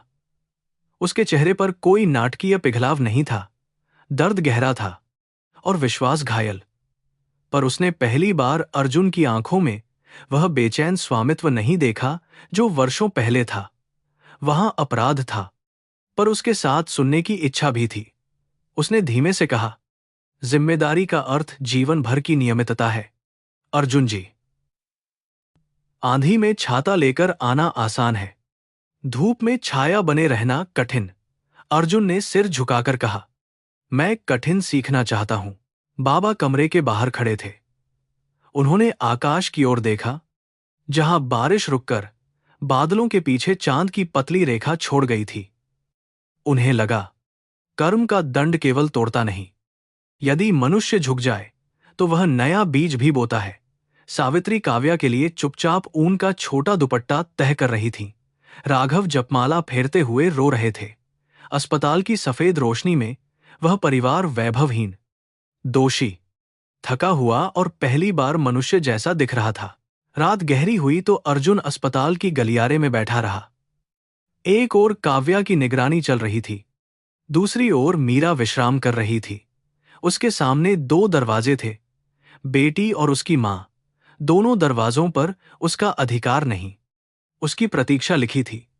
उसने जेब से वह मिट्टी का दिया निकाला जो काव्या ने दिया था। उसमें अब बाती थी, मीरा ने लगाई थी, पर लौ अभी नहीं जलाई गई थी। अर्जुन ने उसे हथेली में रखकर प्रतिज्ञा की कि अब वह लौ मांगेगा नहीं, उसे बचाने योग्य बनेगा। अस्पताल से आश्रम लौटने का दिन किसी विजय जुलूस जैसा नहीं था, बल्कि थकी हुई प्रार्थना की वापसी जैसा था। काव्या को डॉक्टर ने बहुत सावधानी से गोद में उठाने, दवा समय पर देने और भीड़ से बचाने की हिदायत दी थी। मीरा ने हर निर्देश कॉपी में लिख लिया, जैसे किसी मां का हृदय भूल सकता हो। फिर भी वह कोई चूक नहीं चाहती थी। अर्जुन ने चुपचाप दवाइयों की थैली उठाई। सावित्री ने काव्या के पांव छूकर माथे से लगाए, पर बच्ची को जगाया नहीं। आश्रम के बच्चे दरवाजे पर फूल लेकर खड़े थे। किसी ने कागज पर टेढ़े अक्षरों में स्वागत लिखा था, किसी ने मिट्टी का छोटा हाथी बनाया था। काव्या ने कमजोर मुस्कान से सबको देखा और मीरा की गर्दन में मुंह छिपा लिया। उस छोटे आंगन में धन नहीं था, पर जितना प्रेम फैला था उतना मल्होत्रा हवेली की लंबी दीवारों ने कभी नहीं देखा। अर्जुन ने अपने भीतर एक निर्णय को आकार लेते महसूस किया। बेटी को पाने से पहले उसे उस संसार को सम्मान देना होगा जिसने बेटी को बचाए रखा। अगले कई सप्ताह अर्जुन बनारस में ही रहा। उसने होटल छोड़कर आश्रम के अतिथि कमरे को अपना निवास बना लिया। सुबह वह दवाइयों का हिसाब लिखता, दोपहर में राशन की बोरी उठाता, शाम को बच्चों को गणित पढ़ाने की असफल कोशिश करता। वे उसकी गलतियों पर हंसते और वह पहली बार अपने ऊपर हंसी से अपमानित नहीं होता। काव्या उसे अब भी अंकल कहती थी, पर दवा पीते समय उसका हाथ पकड़ लेती। इस छोटे विश्वास ने अर्जुन को हवेली के किसी भी सौदे से बड़ा लगा। मीरा उसे देखती थी, पर आसानी से पिघलती नहीं थी। उसके भीतर विश्वास का टूटा हुआ घड़ा था। अर्जुन हर दिन उसमें एक बूंद डालता, पर दरारें अभी भी पानी रिसा देती। कभी वह देर से लौटता तो मीरा की आंखों में पुराना भय चमक उठता, जैसे कोई पुरुष फिर से वादा तोड़ देगा। अर्जुन समझता, सफाई देने से अधिक नियमित होना जरूरी है। उसने अपनी दुनिया की जल्दी को धीमा किया। पहली बार उसे पता चला कि प्रायश्चित का अर्थ भावुक आंसू नहीं, रोजमर्रा की छोटी उपस्थिति है। सावित्री देवी भी बनारस से तुरंत नहीं लौटी। शुरुआत में वे हर काम में असहज थीं। फर्श पर बैठना, साधारण भोजन खाना, बीमार स्त्रियों की कहानियां सुनना, बच्चियों को पढ़ते देखना, सब उनकी पुरानी मान्यताओं को काटता रहा। एक दिन सुहानी ने उनसे पूछा कि क्या वे नवजात बच्ची के लिए स्वेटर बुनना सिखाएंगी। सावित्री ने बरसों बाद बिना आदेश दिए, बिना ऊंच नीच सोचे, किसी स्त्री के पास बैठकर ऊन पकड़ा। उनकी उंगलियां कांपीं, पर हर फंदे के साथ भीतर का एक कठोर गांठ ढीला पड़ता गया। राघव कुछ दिन बाद जयपुर लौट गए, पर जाने से पहले उन्होंने मीरा के हाथ जोड़कर कहा कि उनकी संपत्ति से अधिक उनके घर को उसकी क्षमा की आवश्यकता है। मीरा ने उन्हें आशीर्वाद नहीं दिया, क्योंकि वह अधिकार उम्र से आता है, पर उसने उनके माथे पर गंगा जल छिड़क दिया। राघव रो पड़े। उन्होंने अर्जुन से कहा, बेटा, घर दीवारों से नहीं, जिस स्त्री का सम्मान हो उससे बनता है।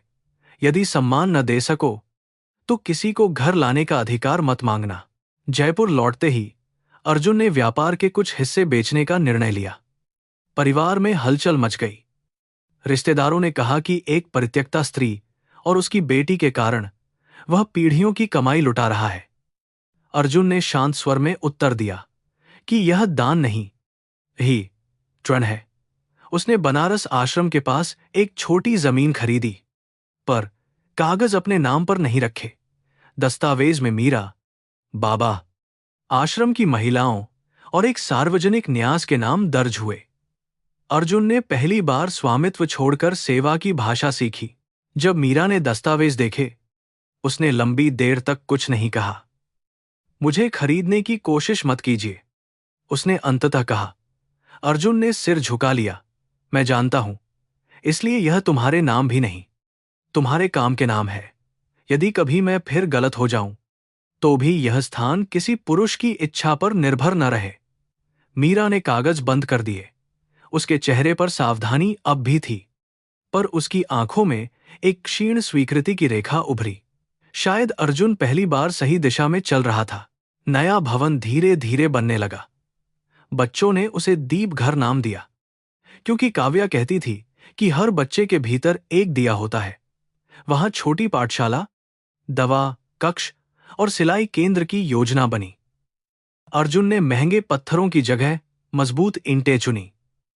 उसने मजदूरों के साथ बैठकर चाय पी, उनके बच्चों के नाम पूछे और पाया कि संसार उसके व्यापारिक खातों से कहीं बड़ा है। मीरा जब निरीक्षण को आती, वह निर्णय उसी से पूछता। यह पूछना उसके लिए अभ्यास था और मीरा के लिए धीरे धीरे लौटता हुआ सम्मान। सावित्री ने एक दिन अपने विवाह का पुराना सोने का कंगन निकाला। यही वह गहना था जिसे दिखाकर उन्होंने कभी मीरा को ताना दिया था कि असली घराने की बहुएं विरासत पहनती हैं, मांगती नहीं। वह कंगन लेकर वे सुनार के पास गईं। अर्जुन ने पूछा तो उन्होंने कहा, इसे छोड़ी रहने का अधिकार नहीं, इसने मेरे गर्व को सजाया है। सोना पिघलाकर छोटे छोटे घुंघरू और एक घंटी बनवाई गई। सावित्री ने वह घंटी आश्रम के द्वार पर टांगी ताकि हर प्रवेश करने वाला पहले भीतर के अहंकार को सुन सके। घंटी चढ़ाने के दिन सावित्री ने सबके सामने मीरा से क्षमा मांगी। कोई भव्य मंच नहीं था, केवल आंगन, बच्चे, स्त्रियां, बाबा और गंगा से आती हवा। सावित्री ने कहा कि उन्होंने दहेज, वंश, पोते और कुल के नाम पर बहू नहीं, मनुष्यता का अपमान किया था। उनकी आवाज टूटती रही, पर वे रुकी नहीं। मीरा ने भीड़ के सामने उन्हें गले नहीं लगाया। उसने केवल इतना कहा, जो आपने कहा, वह उन स्त्रियों के लिए याद रखिए जिन्हें अभी भी घरों में चुप कराया जाता है। काव्या धीरे धीरे स्वस्थ होने लगी। वह अब बहुत दौड़ नहीं सकती थी, पर आंगन में बैठकर बच्चों को आदेश देती रहती। अर्जुन रोज शाम उसे कहानी सुनाता। एक दिन उसने पूछा, अंकल, आपकी बेटी है? अर्जुन का गला सूख गया। मीरा पास में दवा मिला रही थी। उसने सिर नहीं उठाया, पर उसकी उंगलियां ठहर गईं। अर्जुन ने बहुत सावधानी से कहा, हां, है, पर वह मुझे पहचानना सीख रही है। काव्या ने गंभीर होकर पूछा, क्या आपने उसे खो दिया था? अर्जुन ने उत्तर दिया, हां, अपनी गलती से। काव्या ने कुछ क्षण सोचा, फिर बोली, तो आप रोज उसके पास जाइए। बच्चे भूलते नहीं, लेकिन डरते कम हो जाते हैं। मीरा ने उस वाक्य पर आंखें बंद कर ली। बच्ची अनजाने में वही रास्ता बता रही थी जो सभी वयस्कों से छूट गया था। अर्जुन ने कहा, मैं रोज जाऊंगा, जब तक वह चाहे। काव्या ने संतोष से सिर हिलाया। उस शाम मीरा ने पहली बार अर्जुन के लिए अलग से चाय बनाई। यह प्रेम की वापसी नहीं थी, पर संवाद की एक छोटी सी खिड़की खुली थी। महीने बीतते गए। बनारस में सर्दी आई, फिर बसंत की हल्की हवा। अर्जुन जयपुर और बनारस के बीच आता जाता रहा, पर हर लौटने की तारीख पहले से बताता।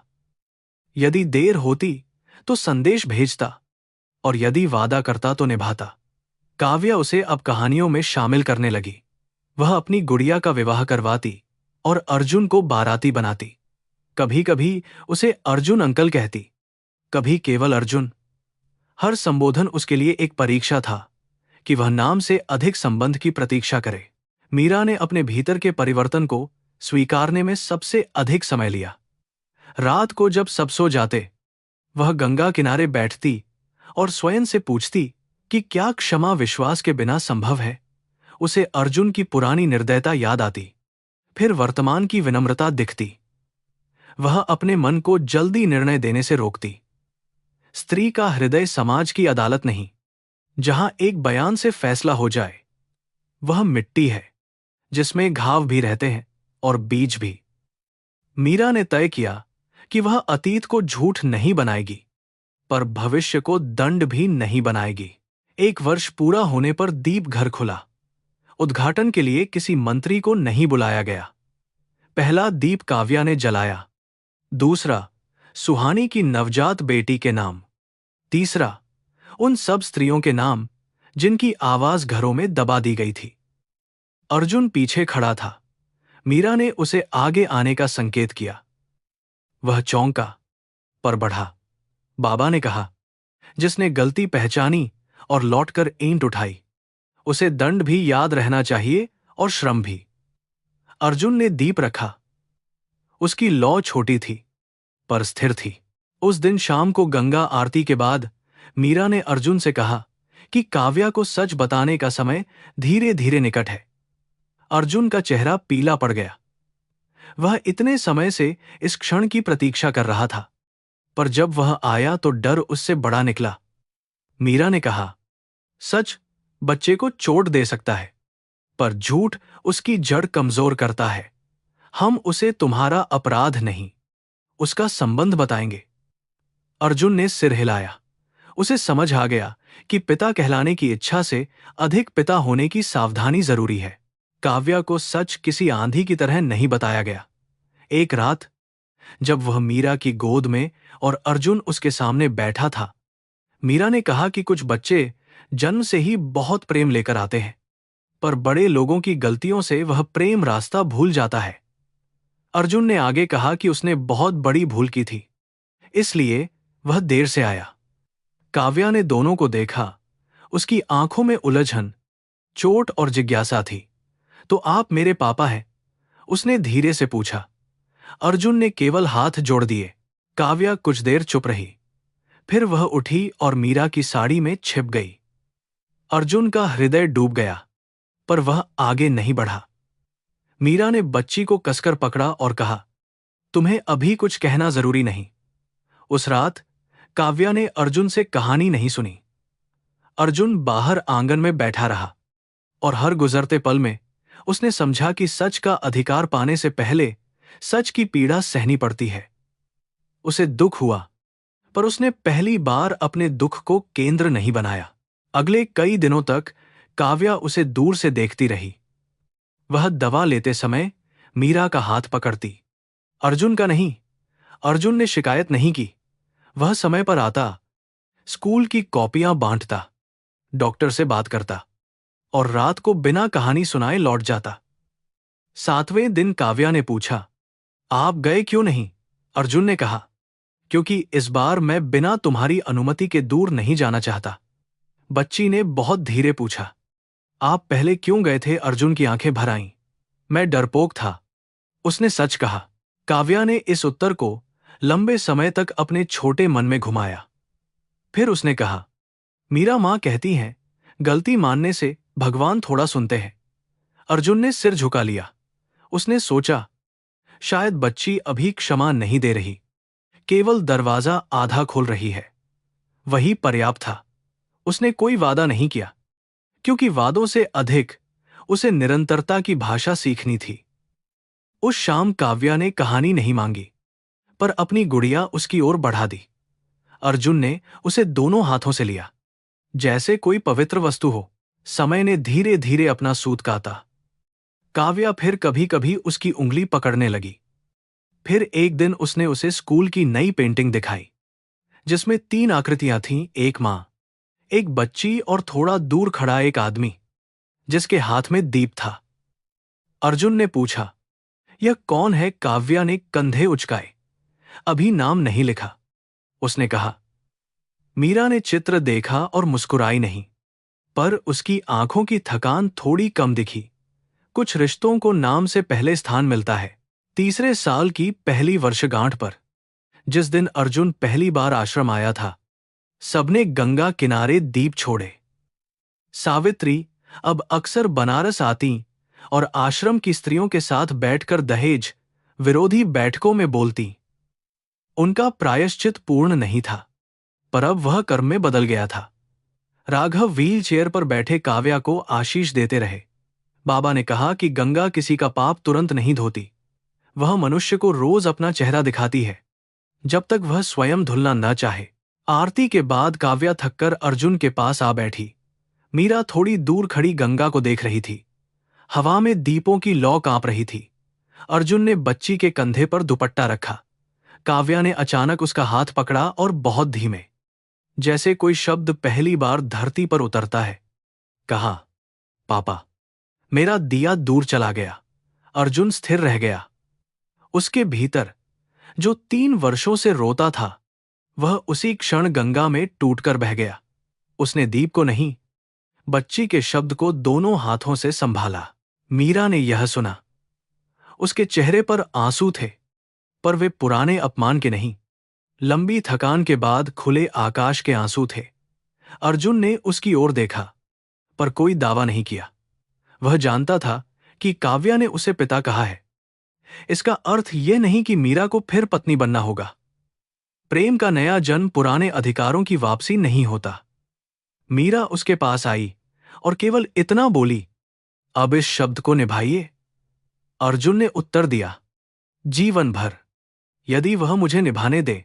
रात गहराती गई। गंगा पर बहते दीप दूर होते रहे, पर उनकी छोटी लपटें अंधेरे से हारती नहीं थीं।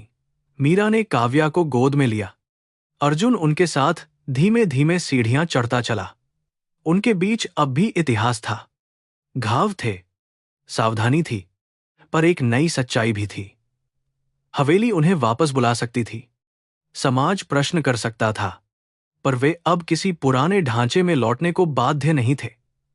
उनका घर शायद वहीं बनेगा जहां सम्मान पहले आएगा, संबंध बाद में। आश्रम के द्वार पर सोने से बनी छोटी घंटी हवा में हिली। उसकी ध्वनि में सावित्री का पछतावा, मीरा की करुणा, अर्जुन का प्रायश्चित और काव्या की मासूम पुकार एक साथ घुल गए। अर्जुन ने उस मिट्टी के दिए को, जिसे उसने पहली बार काव्या से लिया था, दीप घर की चौखट पर रख दिया। उसमें लौ जल रही थी। उसने समझ लिया कि कर्म का चक्र मनुष्य को केवल दंड देने नहीं, लौटकर सही स्थान पर खड़ा होने का अवसर देने भी आता है। 3 वर्ष देर थे, पर शेष जीवन अभी प्रार्थना बन सकता था।